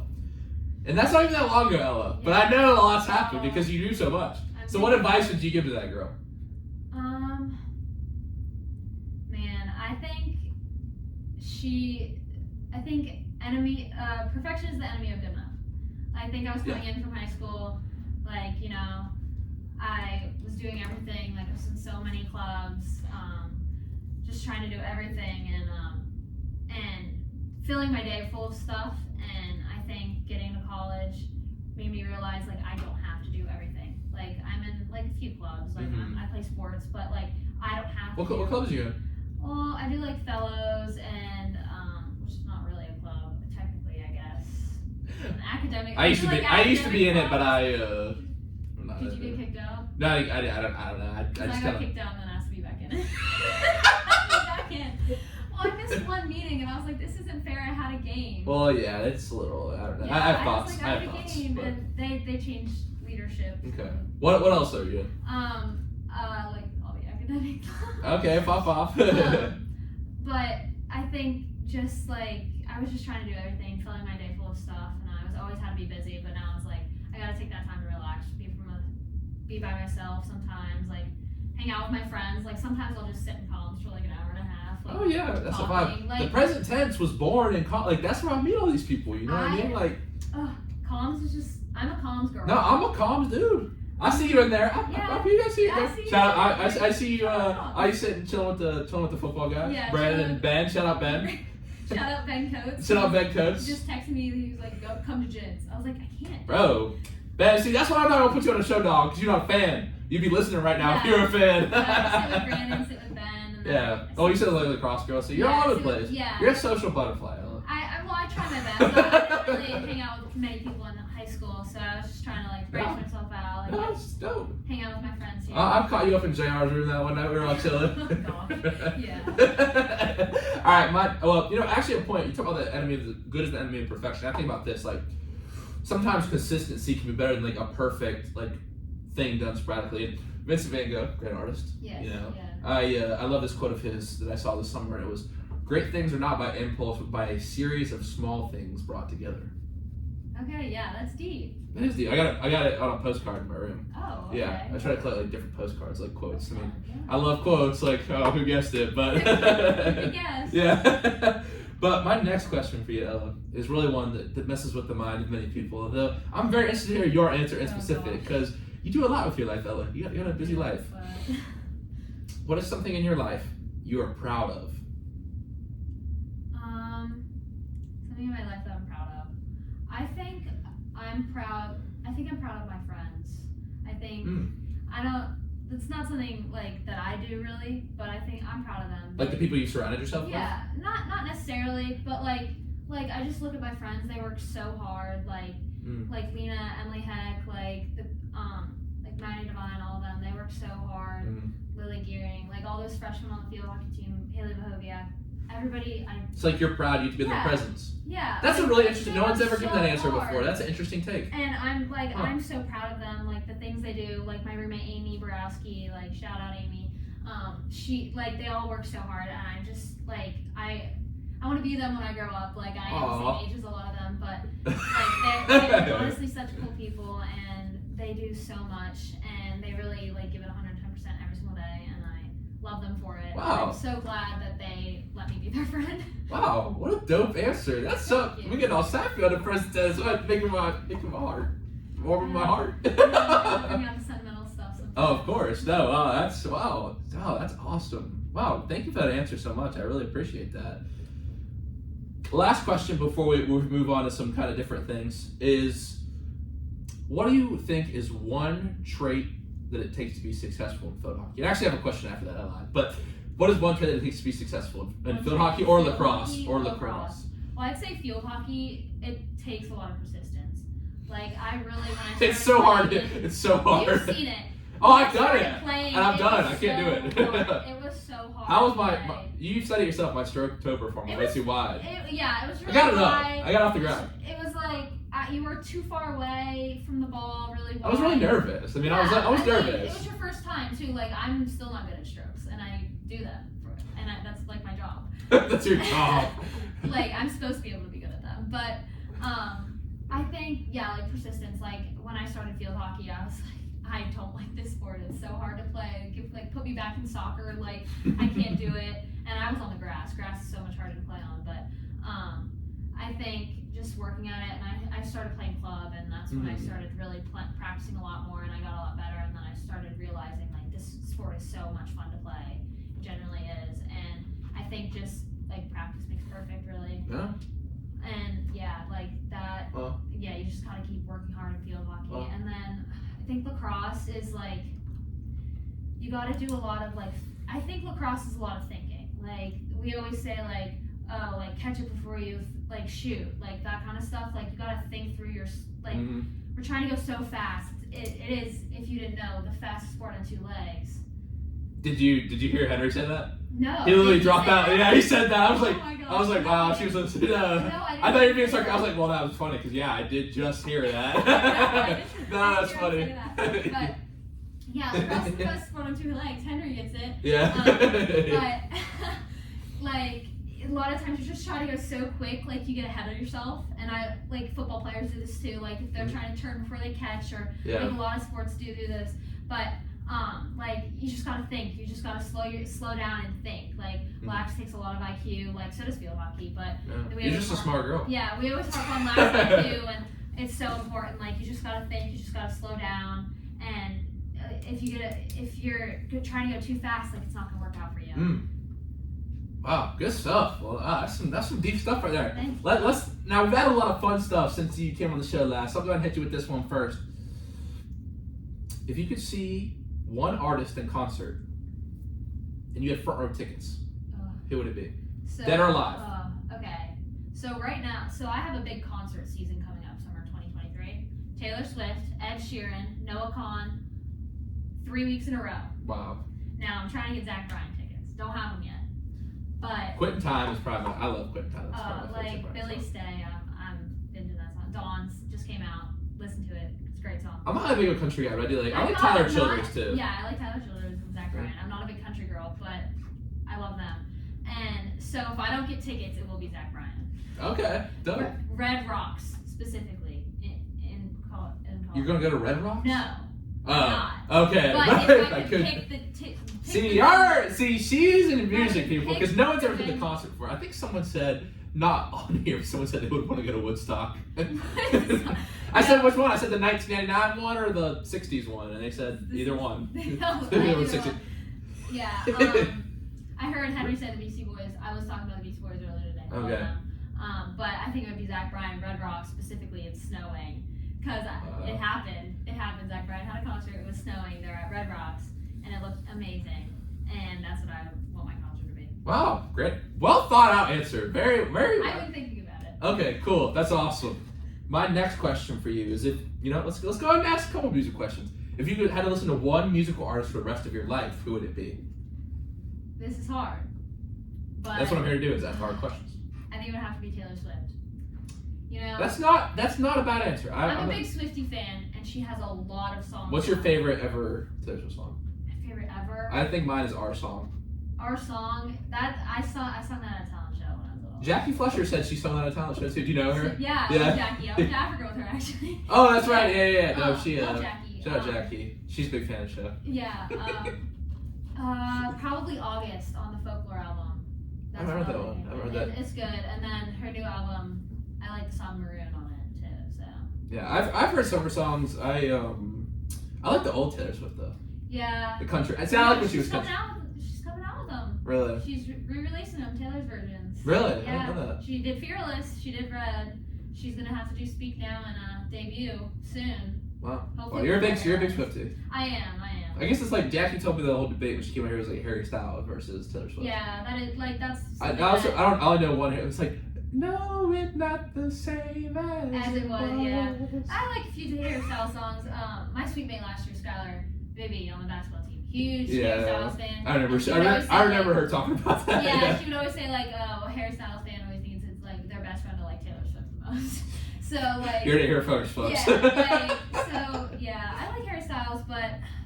Taylor Swift, I've met her actually. Fun fact about me. Wow. I have met her. I was 7 years old, so it was a long time. 12 years ago. Like it was like a meet and greet? Yeah, backstage. How does this work? I am in her movie as well. I always like to plug that. I am in her movie, in her Fearless tour. Really? Yes, I am. They show like her mom like doing a backstage tour, and I'm 7, so I'm holding her mom's hand. What? I'm in her movie. Cool. Yeah, I'll show you. I got. Your life is literally a movie. I got a video. I'm sure you do. Which leads me to my next question. What is your favorite movie of all time and why? This one's easy. Crazy Stupid Love. Steve. Yeah, good answer. Steve Good answer. Emma Stone, Ryan Gosling. That movie I can watch it a million times and I'll never get sick. These are my New Balances. It just sucks. That scene. I remember I watched that when I watched that with my mom when I was in high school because it is kind of how love works. That whole like thing, and it's like. Oh, you're David Hagen. Punches him in the face. Yeah, that scene where they all figure out what's going on. The dad comes and tackles Steve. Yeah. Cal. Yeah, Callie finds the pictures of her. Oh my god. You're dating my daughter? Yeah. That is a great movie. So good. What's the other one that's kind of like that where they meet everyone? Love Actually. Have you seen that one? No, I haven't. Really good. Crazy Stupid Love is when she's like, my life is a PG-13 movie. Oh. Like the PG-13 version of This Night. I fell asleep on the couch. You kissed my forehead. And that's exactly what happened. Too, like, so good. The writing's so good. It's so they don't write movies like that anymore. And in the beginning, when she's like, I want a divorce, I've been cheating on you. He's like, if you don't stop talking, I'm jumping out of the car. If you don't stop talking, I'm jumping out of the car. And then he jumps out the car. She's like, Cal, what are you doing? Oh my god, it's so good. I have to rewatch it. No, so good. It really is. Are you an Office fan? I am an Office fan. I mean, Steve Carell, he's really good. No, really good. Man, that Crazy Stupid Love. Now, my question is, have you seen Parks and Rec? No, I haven't. Oh, you With haven't? Chris Pratt. I was gonna say. I'm not a big Parks TV and guy. Rec or Office. That's no, I haven't seen. I like Friends. Friends is good. I was into it when I was to me because it's like the life situations. And I'll just be honest, like I've had certain things having to call with friends, relationships. Friends is college, really. It's not. It's like the era like after college, but the social situations. Yeah, like, it's the social let's situations. be honest, like going out like right next to you ever like friends, like you ever like gone out on like a weird date that doesn't go well, like that's friends, you know what I mean? Like that's like your friend gets like a job, like come back and like complain about, like it's like the coffee shop could be G&T's, you know what I mean? Yeah, the coffee shop's G&T's.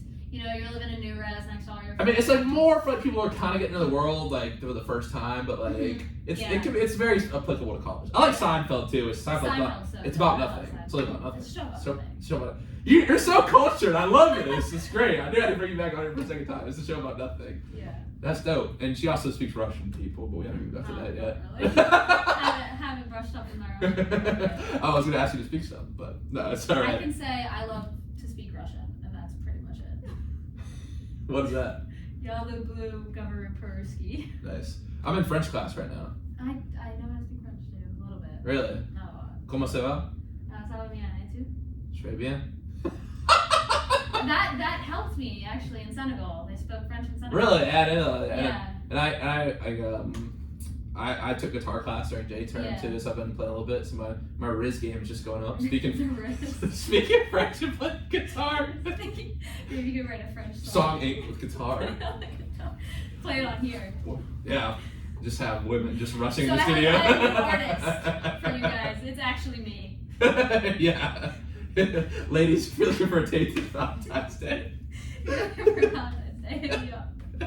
my this is a #1 top charts in Washington, Pennsylvania. Yeah. Steve's guitar French song. It's actually a hit 100 song right here. It's new. Nobody's ever heard it before, but it is hit 100. Okay. Speaking of Africa, did you read my shout outs before the show? Because you were just leading me to these segues. How was Africa? So good. It was so much fun.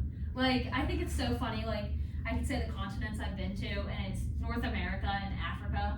Like, no one can say that. Like, I've never been to, like, had a layover in Europe, but that doesn't really count. So I can't say I've been to Europe, can't say I've been to South America, not Asia. That's so cool. And you rode camels and... Camels, I pet a lion, also kissed a lion.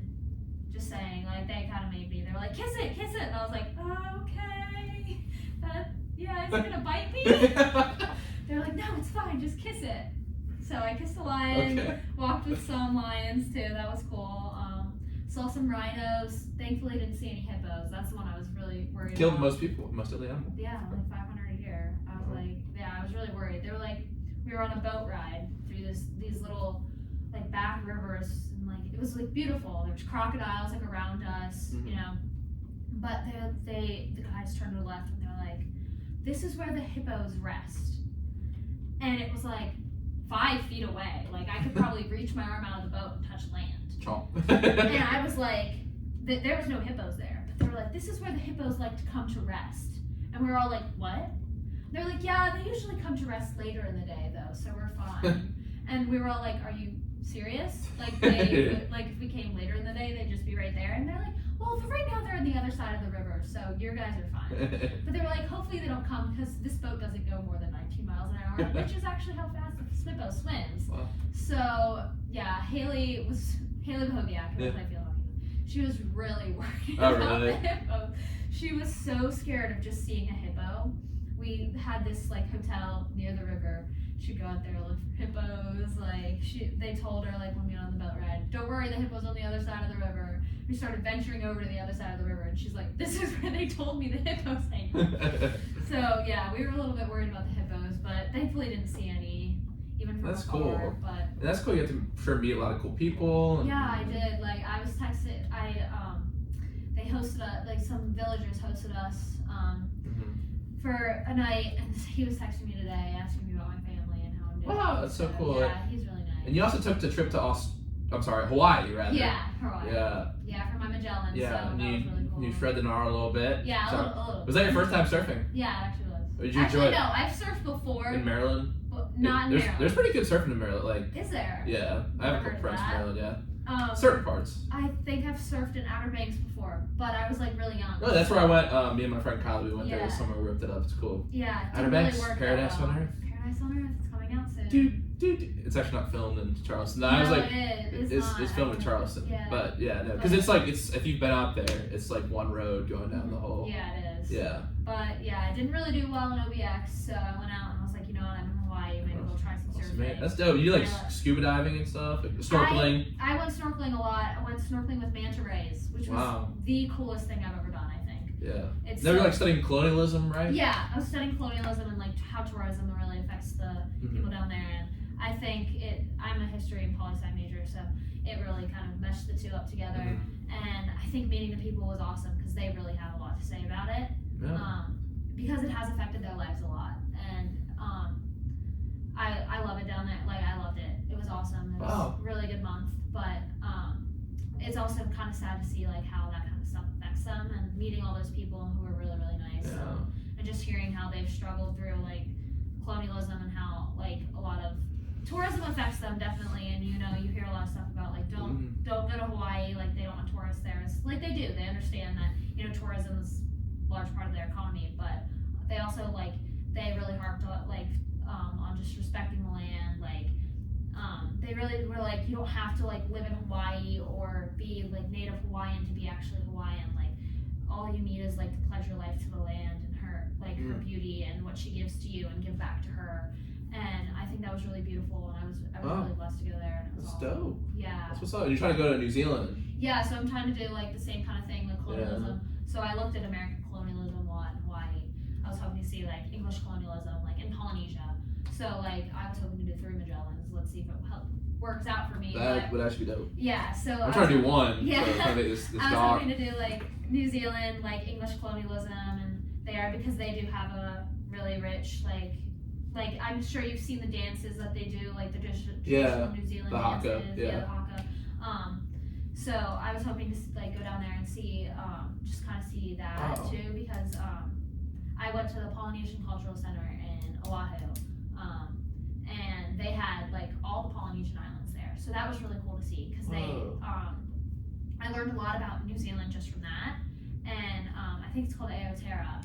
It's like land in the clouds or something. That's what the name of New Zealand is. And like, you're so much farther along in your research for your Magellan than I am. Yeah. Trust me, I'm not. Trust me. But yeah, so they were colonized by England. So I was hoping I could go see that kind of stuff, and then maybe for a third Magellan, go see French colonialism, like French Polynesia or something. Wow. Yeah. Are you still you weren't sure about what you wanted to do for your job after college, or like maybe what you were thinking, or do you have any law? Yeah, I think I've been talking about like doing like a gap year before law school, maybe do Peace Corps or something. But dope, I can see it. Yeah, that's what's up. That's so cool. Yeah, I think going to Africa really helped with that. An adventurous spirit. I rock with that. Yeah, I rock with that. you like lived with the people. Like everybody in Africa was so nice. They were so welcoming, and I had to do journals on it. I wrote my journals like. I felt like they didn't have to be nice to us because we have so much. And they don't have they know they don't have as much as us. But they were welcoming all the same, and what little they had, they gave to you. Like they made sure they were trying to make me eat so much. I was like, I promise you, I'm full. I cannot eat anymore. And they were like, please, just a few more bites, just a few. Like, why don't you just finish this? And I was like, you guys can have it. Like, you guys haven't eaten yet. Like, you're trying to feed me all the food you have on the table. That's nice. But they were awesome, and I talked to my host family, who very little of them spoke English there, so it was a little hard. But the one kid who did, he was going to college there too, and he was just trying to save up enough money to get back there this semester. He's studying agriculture. Wow, that's really cool. But he said he's studying agriculture because it's more like practical, but he wanted to be a journalist. And so I think just seeing there, like obviously I know living in America. Coming from Annapolis, I'm privileged. Like being able to come to a private school and play sports, I'm privileged. But you don't really know how privileged you are until it hits you in the face, until you're there. And I think it's really important. I think everybody should go have an experience like that. Yeah. Because I wouldn't change it for the world. It was awesome. That's sort of. Yeah. I know a lot of my friends were in Italy, Germany, doing that. And they looked like they had an amazing time. But Booba kept saying we were roughing it out there. He was like, all your friends are in Italy and Germany, but we're roughing it. And it was just so funny because, we stayed in really nice hotels. Yeah. So did you have the hotel by the river? I don't know about roughing and all that. Some of the hotels, they weren't the Hill. But, we stayed in a 5-star, it's called the African Princess. Amazing hotel. Loved it. Yeah, y'all were really roughing it. Yeah. We were there for a while, and then we went to the Village, and we were like, damn, we were just at a 5-star hotel. We're staying at the Village now. It was so much fun. I think that Europe kind of uses Africa as their Caribbean vacation, which was kind of weird to see. A lot of French people go to Senegal because they speak French there, and a lot of English people go to the Gambia, smiling coast. They would always tell me, they'd be like, "Oh, you're perfect for the Gambia. You're smiling, and it's the smiling coast." And I was like, "Oh, thank you." And they'd be like, "Do you want to ride our horse for 10 Dalasi?" I'd be like, "No, thanks." Thank you so much. But it was so much fun. Just being able to meeting people, I think was the best part. That's so. Yeah. No, they were so awesome. That's really cool. And I think one point that started me too is you said they didn't have as much, but they were so happy and welcoming and stuff. I think sometimes just because you have more doesn't mean you have more. Yeah. You know what I mean? Seeing those kids, like, they were playing out in the street. Like, I brought soccer balls with me. I brought a little pump so I could pump it up. So I gave them soccer balls. They were so happy to, like, Yeah, play soccer it's in the just street, like, and it just makes you appreciate, like, the simple yeah, things. like, it really did. Like, the one hotel, like, didn't have hot water, and I was like, now I appreciate hot water. Are you not on the cold shower train? Yeah. You're not doing the cold plunges? No, Cold shower. no. You gotta, Ella, I'm telling you, I got my cold shower. I said, we got a big episode tonight. I gotta wake up. I turn on I'm pretty sure the water is as cold as you can get right. Like, I'm telling you, God. like, it will make you feel right. More, you can get No. so much dopamine. I hate to be. It was so cold. I'm cold. telling you. I mean, it's good. It's really good for and you, I was though. like sick like the last 3 days we were there, and I was like, I gotta go take a shower in this cold shower. It helps your immune system. It was not helping my immune system. I'll tell you that right now. It's funny because it is like the big cultural thing about like Joe Rogan, David Goggins, all like take your cold showers, take your cold showers, and run 5,000 I miles. will myself alive in my showers. Thank you very much. I'm telling you, it makes you feel good because you're so excited to get out. But I don't know. No, I'll stay in there forever. I'll take. No. I mean, I'm talking about the cold shower. The cold shower. Yeah. Oh, yeah. I was like leaning backwards and trying to put my head under the shower without getting my. Nah, you just gotta go. You just gotta go for it when it's going cold. from the village, I was like, Haley, I'm taking first shower. Like, I haven't showered in 2 days. Like, I'm pretty dirty. She was like, that's fine. Like, I was like, I'm about to take the best shower ever. It's gonna be so long in my warm shower. Then I turn on the shower and I step in. And I'm like, Haley, it's cold. I'll be out in a minute. I was like, just so you know, it's freezing. And she was like, oh, are you serious? I was like, yeah, it's gonna be cold. Just letting you know. I was like, I won't be my long, luxurious shower like I was expecting.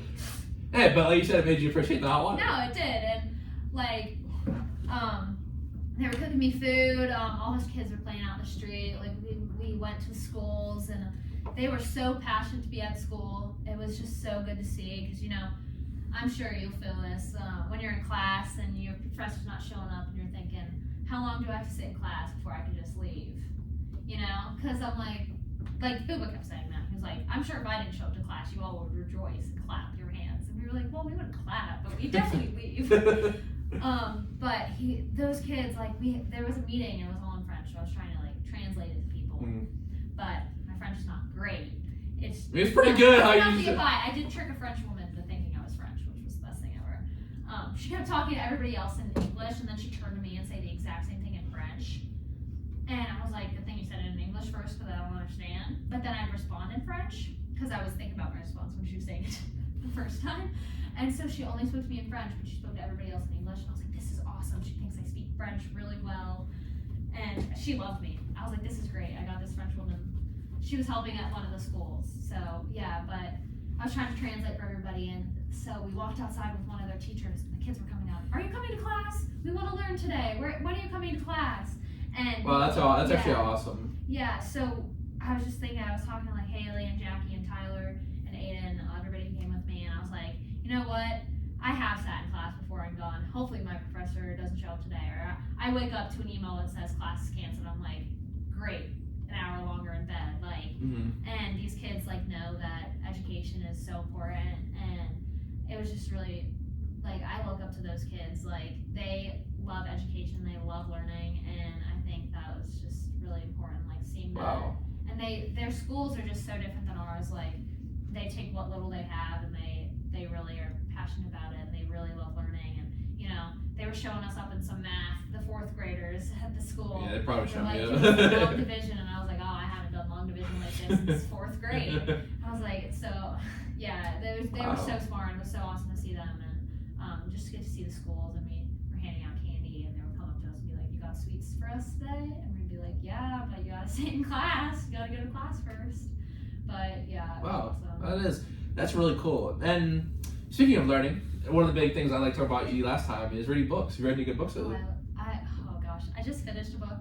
So I've been buying a lot more books than I've been reading recently. It's not great. Oh, I buy. It's so fun going to bookstores. This store, Second Story Books, and you have to check it out. Huge warehouse, and all the books. I wanted to get some of the classics, and I got some. So I got Heart of Darkness, which is actually about Africa. Have you heard of Heart of Darkness? No, I haven't. Really good. Read it right now. Brave New World. I think I've heard of that one. Brave New World. It's kind of similar to 1984, but it was a different type of prediction. Yeah, my neighbor loves those classics. Yeah, but like I was like, I feel like it's time for me to grow up a little bit. Like I gotta read the classics a little bit. You know what I mean? I'll never grow up. I love the fantasy. Like, No, I get it. It's not like I don't know grow up, but I feel like mature as a reader a little bit. And like, I mean, I'll read my what's the? textbooks. Well, so what about this guy in DC who's an African immigrant? All the things that heaven bears. So Okay, good, yeah. so good. So what was the book you were reading? I just read my favorite author. Now she's not like the best author I've ever read, but she's my favorite because I grew up reading one of her series. Mhm. She came out with a new book called Thousand Heartbeats. I read it. So good. It's like a romance book, fantasy. Like she's a princess, whatever. And I gotta read it. No, it's not. And Gabby and Amanda, like, they're those romance books. Like, Gabby and Amanda, this is what we talked about. yeah, because they said they were like, it's on Goodreads. Like it's bad. Like you're on Goodreads. So my cousin's We're on on. She's like, oh, the book's not real. I was like, it's not about how many you can read. It's like. Yeah, like I didn't finish my yearly challenge last year for books I read. How many you try to read? I try to read 2 a week. Or no, sorry, 1 every 2 weeks. Yeah. 26. During the summer, I'll read I like read 2 weeks 20. just because it's so fun. Like when you get into a good book, like it's just really like, Yeah. and like I'm trying to get. I think I told you about this the last time a little bit. I'm trying to get this book published right now, and it's Yeah. like, it's just not 20. Hey, it just takes one yes, but we're still going. Honestly, self-publishing always works out. My neighbor works in self-publishing. She Nah. self-published actually multiple books. Shout out Allie Henderson. That's awesome, but I I feel think her mom's listening. I want that. I feel like I need that agent. You know what I mean? Like I want to have that Yeah. agent, and like Yeah. I want to be like, I don't know, because I feel like once you get in with the agent, then you get signed to a contract. You can Definitely, put out yeah. multiple things. You know what I mean? Yeah. But that is a route, and I respect it if you're like willing to put the risk in. Yeah, I mean she like published when she was like 16, so Really? yeah, but That's dope. yeah, she's really good writer. But yeah, I love reading. I'm spending a lot of money at bookstores. I tell you, you gotta hit these. There's a really good used bookstore in I Pittsburgh. too. should get more used books. I Have you been to a used like bookstore before? I have, yeah. Okay. I've been a few in Annapolis. Because there's this one in Maryland. It's called Second. It's so good. And then there's another called Yeah. Politics and Prose. It doesn't have new. It has on sale books. Okay. Politics and Prose is in DC. In DC. Yeah. DC. I just went. Dude, it's so. I love DC so Yeah, much. I love DC. That was like my winter break trip. Yeah. It's so fun. See the art museums. I love art and stuff like that. Yeah, I'll So have to go one at home. yeah, it's But- cool. They have a really good exhibition of the Asian art museum and the African art museum right now. They have some really cool ones. Like, Yeah. I've been to the African American Museum before it opened. I just Yeah, went to that this summer. It's really Yeah. cool. I My like- favorite's the National Gallery. All that yeah, art. I like the National History Museum. Natural History's cool with the big woolly mammoth. Yeah, and the dinosaurs. I used to go. They had this film about the first mammals on the earth, and when I was a little kid, I would sit there. Oh my gosh, with the shroll, like the Yes, little the mice shrew- thing. yes, the shrew. Yes, I was. Like inside of the like weird mud thing that they got going on. Oh, I can't remember if it was in the mud, but I used to watch when I was it's little like, so like much. Big walls all the way up on the ceiling. You stand in there, and then it's on the little TV. Yeah, I know exactly what you're talking Oh about. man, nostalgia. I went this summer because I met a girl while I was doing my Magellan in Hawaii. She was from New Zealand actually, and she was like, "Stay in New York." She wanted to see DC, to see the Yeah, Capitol. So I was like, "Oh, definitely you can stay too. at my house. Like, I'll take you to all the museums. We'll go to the zoo, like all that kind of stuff." It was so funny. Every single time we saw a squirrel, she'd stop and take a photo of it. So imagine, if you think about it, how many squirrels do you think you see a day? Probably at least 50 squirrels. Yeah. So you're walking around DC, there's squirrels everywhere. We had to stop at every single squirrel, take a picture of every single squirrel we saw because she did not think they were real. She thought they were like something that you don't see as often. She was like, when she was leaving, she was telling her friends, "I really hope I see a squirrel when I get there," because she heard about them, but she didn't think they were everywhere. So she was like, "I really hope I see a squirrel," and see squirrels she did. We were in the zoo, and there's squirrels everywhere. Right. And every single squirrel, we have to stop. And then we saw a chipmunk, so then I Oh. stopped and I took photos of the chipmunk too because I don't see a lot of chipmunks. You see them around here a lot. Yes, I do, and I do take photos of them, so I do kind of understand where she was coming from. I don't do it quite as often anymore. Have you seen the Squirrels of W&J Instagram account? Yes, I got really humbled. humbled. I got what? I follow them on Instagram. I got real humbled one day when I checked their account and they had more likes on a picture than I did for the week's upcoming picture. My ego checked. Yeah, WJ squirrels, love them. But yeah, this girl is taking photos of every single squirrel. So funny. We couldn't get 5 feet without taking a picture of a squirrel. So like I was taking pictures of her taking pictures of squirrels because I just thought it was funny. And I was like, oh, she's taking another picture of a squirrel. But yeah, that was fun. Yeah, the portrait gallery is really cool too. Yeah. The Capitol when I went, it stressed me out. There's so much like security now. Yeah, there It didn't used to be, yeah. So my aunt lives in Tenleytown, you know what that is? It's kind of by Georgetown. It's right by the metro line. Yeah, so I just take the metro down to that area every day, so it's a ton more security. But the monuments are cool, seeing that stuff too. I don't know if you like the Vietnam one is really cool. It's very interesting because it's like so different, you know what I mean? The whole history of it, and like the FDR one is so different too. I just like walking through the monuments. I think if I was going to live in a city, it would be DC. I think it's clean, it's walkable. Like, yeah, my aunt works at the Holocaust Museum, so I spent a lot of time there too. I've only been there once. They didn't even let me go to those cool exhibits. I need to like get an extra ticket or something, and I didn't have that. But yeah, I've seen a lot of the museums. I want to go. They have a spy museum that I want to go to. I went to that this summer. Extra money. I don't want to. It was like $20, but it was worth it though. I go to the free one. I mean, I went to the free ones too, but that was the only one I spent money on. It was worth it. It was definitely dope. You gotta check it out. It's really cool. They give you a card and you're like a spy. And you do these missions and stuff. It's cool. I have to go. You have to check it out. Have you been to the museums in Pittsburgh? Like Warhol, Carnegie. Went to the Heinz Museum last year. Heinz Museum is dope. I went for my what is it? FYS. Yeah. My big thing is I like to just take a Saturday. Sometimes Kiki will come with me, but other times like I'll just go. But like I went to the Heinz History Museum, walked around and stuff. Yeah. And Heinz History Museum was fun. it's very cool. Yeah. Very cool. Sports. I like the sports exhibit. Walked the strip a little, got some Subway. Okay. Go with Primati Bros. Like I rock with Primati Bros. Yeah. We didn't have that much time. It does take a bit. I dropped my I think I dropped my keys in the freaking trash at the Subway. I had to like go in the trash at Subway, pick them out. It should be honest. Me and Tate and Balaam were like, oh my god, my keys are in there. That's funny. All right. Just because I'm working on a documentary on this right now, I'd like to hear your take. You're a well-read person of culture. What makes a good story? I think character development makes a good story. I know it's like a documentary, so it's not really characters, but I think giving people like a background, make you feel more connected to them as a person will definitely help. I think what you're gonna do, like if you end up going to Australia and doing all that stuff, would be really cool.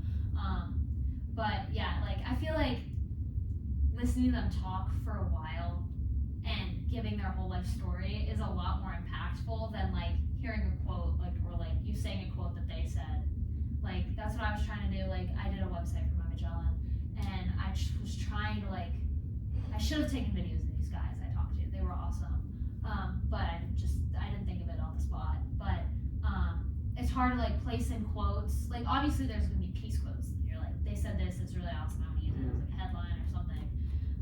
But I think like listening to their life stories, because these guys you're gonna talk to, the guys I talked to in Hawaii had such good history in their lives. They've done so many things, and they're so cultured, and they're such interesting people. Like you want to hear that stuff too. Dope, great answer. Last question before we kind of head to our final two segments. If you could spend a day with any athlete, dead or alive, for an entire day, who would you spend the day with? So I just did my thing for like Meet the Presidents for lacrosse. Put my favorite athlete as Lena Crowley. I mean, I could spend any day I want with her, so I won't pick someone else. I'd say maybe Ovechkin or Tom Wilson, somebody on the Caps probably. Oshie. I used to play because hockey's kind of big in Raleigh because of the Hurricanes, and I used to wear yellow. I played hockey until I was like 14, so I used to see yellow laces on my skates for Obi. Yeah, I love Obi. Maybe like Chase Young or somebody like that too. Ohio State great. Love to talk to them a little bit. Chris Olave, Garrett. That game must have really hurt you against Georgia. That choke job Ohio State pulled. That ruined my entire New Year's. Because the clock was going down as the game was. We were at a party. I made everyone not watch the ball drop. I did too. Watch the kick, and I didn't even actually watch it because I was turned around, and I just heard everybody go, "Oh." And I just started sobbing. I feel bad now. I was making fun about it. No, because you know what? I got made fun of too when we lost to Michigan as well. And I was sobbing my eyeballs out, like so bad. Like my whole entire face was puffy the next day. Oh, now I feel like don't feel bad. Now I feel like you know what. It's been multiple New Year's days. I'll tell you right now. When we lose in the playoffs or like championship or whatever, on New Year's Day, it ruins my holiday because I'm just done. Like, I put on my high stake stuff. I put on my high stake gear. I get ready. We watch the game. I don't even, like, hang out with my friends. Like, they're all in the basement, like, doing whatever. I'm sitting up with the adults watching the game. And then they lose. And then I just am like, I'm going home. Bye. And I'll just go home and cry. My mom has to call me. Hey, are you okay? And I'm like, no, I'm actually not. This is I'm always saying, great start to the year. But, you know, we'll get them next year. And it's a tough game. We didn't have JSN. Like, what are you going to do? He was our best wide receiver. We didn't have him all season. So I think just getting there. I mean, you just got to go execute in the big moments, you know? Yeah. I mean, Georgia was Georgia was supposed to crush us. Better We were team. fourth. And y'all were up. Yeah, we were up and we missed that. And, you know, I'm not going to, like, it's not Noah Ruggles' fault. It's really not. Like, he'd been carrying us all season. Like, he hadn't missed a kick all game. It's just the pressure. And, you know, they called a timeout. We should have called another timeout. Double ice him? You know, no, they called a timeout, and he probably was like, no, I'm good. We should have called our timeout just to, like, give him a second, like, settle down, like, really make sure he was okay. No, I feel like you just got to go at that. I mean, it's just, if it is kicking such, and it's like, the game shouldn't have been at that point. No, it shouldn't. And, you know, I was really proud of them for getting into the playoffs. CFB playoffs was good. And, you know, we haven't won against Michigan in 2 years, which kind of sucks. But I think, we had a better showing than Michigan did. They lost to TCU, and then TCU got blown out by Georgia. So my mom said it the other day. She was like, Ohio State, Georgia was really the national championship game. You can't, like, whoever's winning that game was going to win the national championship. You can think about it that way if it makes you feel better. I will. Miss Phillips, you can think about it now, because I know she was hating. You told me she was hating on my LeBron take, which really I don't have any beef. She said LeBron is the GOAT. Those guys can go pound sand. Like, I don't have a beef about it. It's just a LeBron thing, because like LeBron, it's just not the GOAT. You know what I mean? My mom's from Cleveland. She's gonna disagree with you. I know. Every single day. Not using. You know, it's all right. I made my case out here. Michael Jordan's the GOAT. Tomorrow is 2/3/2023. It's meant to be. 2/3. Yeah, okay. GOAT Well, talk. you know, doesn't LeBron also usually wear 23? I mean, because he wanted to be like Jordan. Now, because he wanted to stick it to Jordan. That's why he wore 23. He grew up in Akron. It's near where my parents grew up. Like, my dad got a call from his cousin, like, who played him in basketball. I was like, oh, he's just a really good basketball player, or whatever high school he went to. He's gonna go to the NBA for sure. It was LeBron James. So, you know, my mom, he brought a championship to the city of Cleveland. So, this is for you. You know, my mom he's the GOAT. He bought a championship to the city of Cleveland, and then the Guardians immediately lost the World Series that year too. Turn around, too, but yeah, you know, we're not that hopeful with the Browns. And the Guardians, they've been doing pretty good.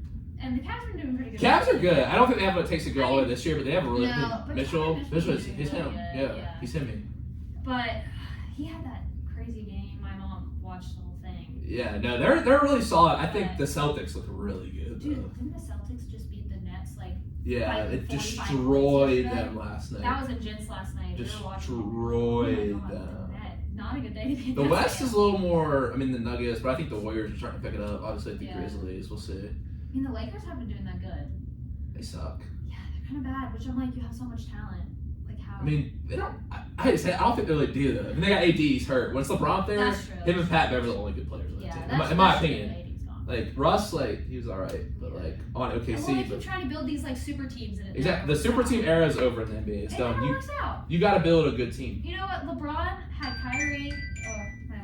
Wake up. LeBron had Kyrie Irving, Kevin Love, and you know that we were down 3-1 in the in the championship, and you know I'm not gonna say it was LeBron that did it all, but he was a big reason why we won, and he didn't have a lot of he didn't try to surround himself with amazing Hall of Fame players. Because a lot of times when you do that, I feel like everybody just goes 1v1 and it just never works out because they're all franchise players in their own right. So when you I didn't know you had a sports knowledge like this. Pop off. I'm a big sports fan. I really am. I'm not a huge basketball fan, but I'm a football fan, really. But you put these franchise players together, they're all going to try to do it by themselves because that's what they're used to. and they don't work well together. That's just my opinion. No, good take. I think you got to have players around that are good, solid role players nowadays. Yeah. I mean, look at look at the Bucks, look at the Warriors, look at obviously the Lakers won that championship in the bubble championship. But Mickey Mouse championship, if you ask me. But but yeah, no, I know what you mean though. I think the super team area is a great take. I agree with that take. I think it's like that on any team really. You need role players. You need people that just show up every single day, work hard, do their job, and they do it well. They don't have to do anything crazy. They're not scoring a billion goals a game or like making like a shot like a million baskets, but they show up, they assist. Like the best player is always somebody who has a lot of assists because they're a role player. They're not there for the glory. They're not there for all the points. They're there to help out their team. And so I think role players are super important. Like you can have one franchise player, but role players will do more I think than a team full of franchise players. Wow, great stuff. Awesome stuff. Pop off. Now I'm gonna ask you our trivia question. We're gonna listen to just a little bit of music. I'll give you like a minute to answer the question. We won't listen to the full song because it's actually already 10:02. So it's been really fun talking to you. And I know everyone's got plans tonight. So, but Ella, it's perfect that you went to Africa because I thought of an Africa-themed trivia question tonight, God. and you got the last one right about lacrosse. I did. You did, of course. You banged it out. What is a group of rhinos called? A crash, B, a stomp, C, a pack, or D, a stampede? We're going to listen to a song I've been rocking with. Tell me all your thoughts on God. This is Counting Blue Cars by Dishwalla. You're listening to 91.7 FM at WNJ Washington and online at WNJR.org.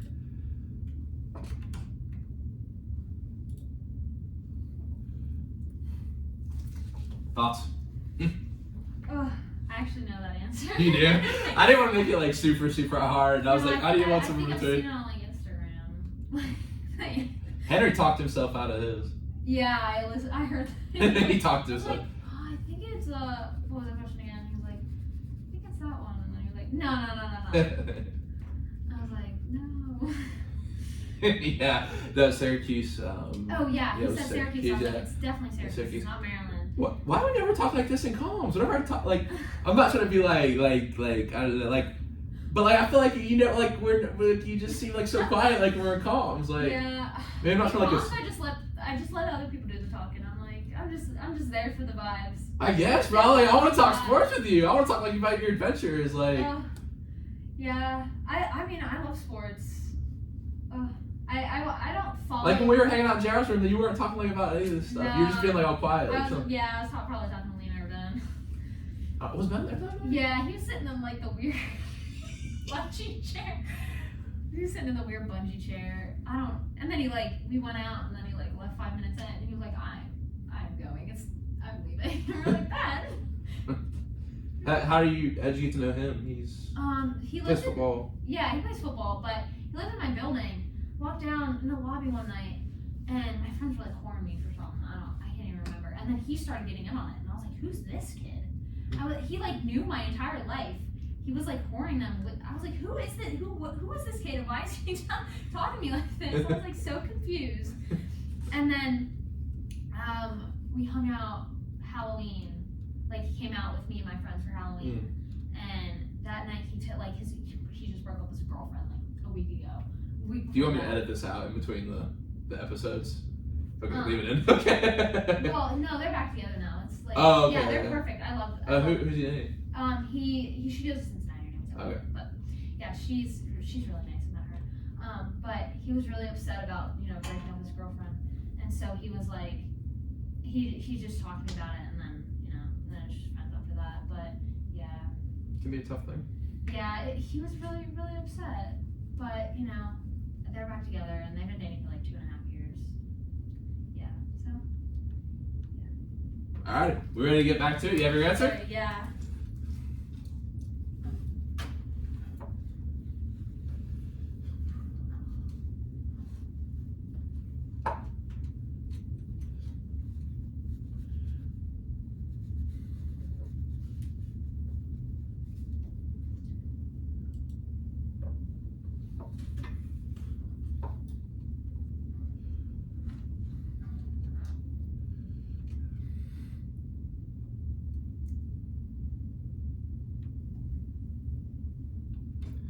We are back in the present tense with Sam Stewart on 91.7 FM at WNJ Washington and online at WNJR.org. Today we are talking with Ella Phillips, lax player and field hockey player here at WNJ. And before the break, we asked Ella her trivia question. What is a group of rhinos called? Is it A, a crash, B, a stomp, C, a pack, or D, a stampede? And your answer is? A crash. That's correct! Your winner, 2 for 2. She's money on the trivia. We're going to get something really hard next time you come on. So you know you'll be back. Well, Ella, it's been really fun talking to you tonight. If you want to throw out a Super Bowl prediction, you can do that. I'm hoping it's the Eagles. I'm hoping it's the Chiefs. Get out of here with it. They said it was Burrowhead, the mayor of Cincinnati. Nah. Mahomes the GOAT! My friend Chris is an Eagles fan, and, you know, I think he's influenced me a lot. I also like green better than red, so... Okay. I mean, I watch football, but I think I know a lot of girls on your team too will be pulling for the Eagles. Yeah. Bailey and Lily. Yeah, they're Philly. M Hex, also from the Philly area. Cam Cressy. So yeah, they're all rooting for Philly, and my Kansas City was my mom's team when the Browns weren't around for those few years. But so she's probably rooting for them. Okay. So me and your mom agree on something. So. Yeah. Okay. Cool. I think I'm gonna go the Eagles, and you know. Coach Sirianni's brother. Yeah, of course. No, that's dope. Yeah, no, hopefully he's not listening tonight because I've been talking about Pat Mahomes on that. I did talk to him the other day though. So, all right, Ella. Well, tonight you did give us a great quote of the day last time, and it was to give anything less than 100% is to sacrifice again. give everybody. Boom. Yeah. Exactly. But tonight we'll end with a message that I think. Well, you know, I'll just let you answer the question. I won't talk about the question. If you could give everyone in the world, if you could say one thing to them right now, and it's interesting, you've done a lot of world travels, so you know a lot of people. If you could tell one message to everyone in the world, what would it be? I think just keep on keeping on, like you are loved, like, you know, not to get sappy again or anything, but like I feel like a lot of people are going through a lot of stuff, and you know, I feel like everybody just needs to know like they're important. You know what's interesting? There's a psychologist that said the answer to that question is really what you want to tell yourself. Oh, that's deep. You know, come on, you know we're gonna get deep tonight. That's deep. But that is a great message to the world. Everyone does have value. Don't underestimate the value you would leave if you were gone. Yeah. Wow, Ella, thank you so much. This has literally been one of my favorite episodes of all time. You know, this has been so fun talking to you, and yeah, thank you for everything. And thank you you know for what? having me. You're a character that I'm glad I have in my story. Oh, thank you. I'm glad I have you in my story. I'm proud of you. Well, thank you. I'm proud of you too. You know, it's some good vibes on President Tense tonight. I want to be like Ella Phillips when I grow up. Oh, thanks.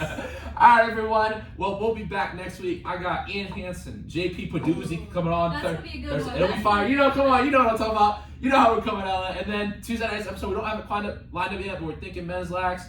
Maybe I know I got Emily Heck and Sam Castillo waiting in the wings. No, they'd love to come on. I know it's gonna happen. Nina's always asked how she can get on the show too. Tell her to reach out. I think we're on the same floor. I don't know if I've ever talked to her before, but tell her to reach out. Knock on the door. She can hear me play guitar. So,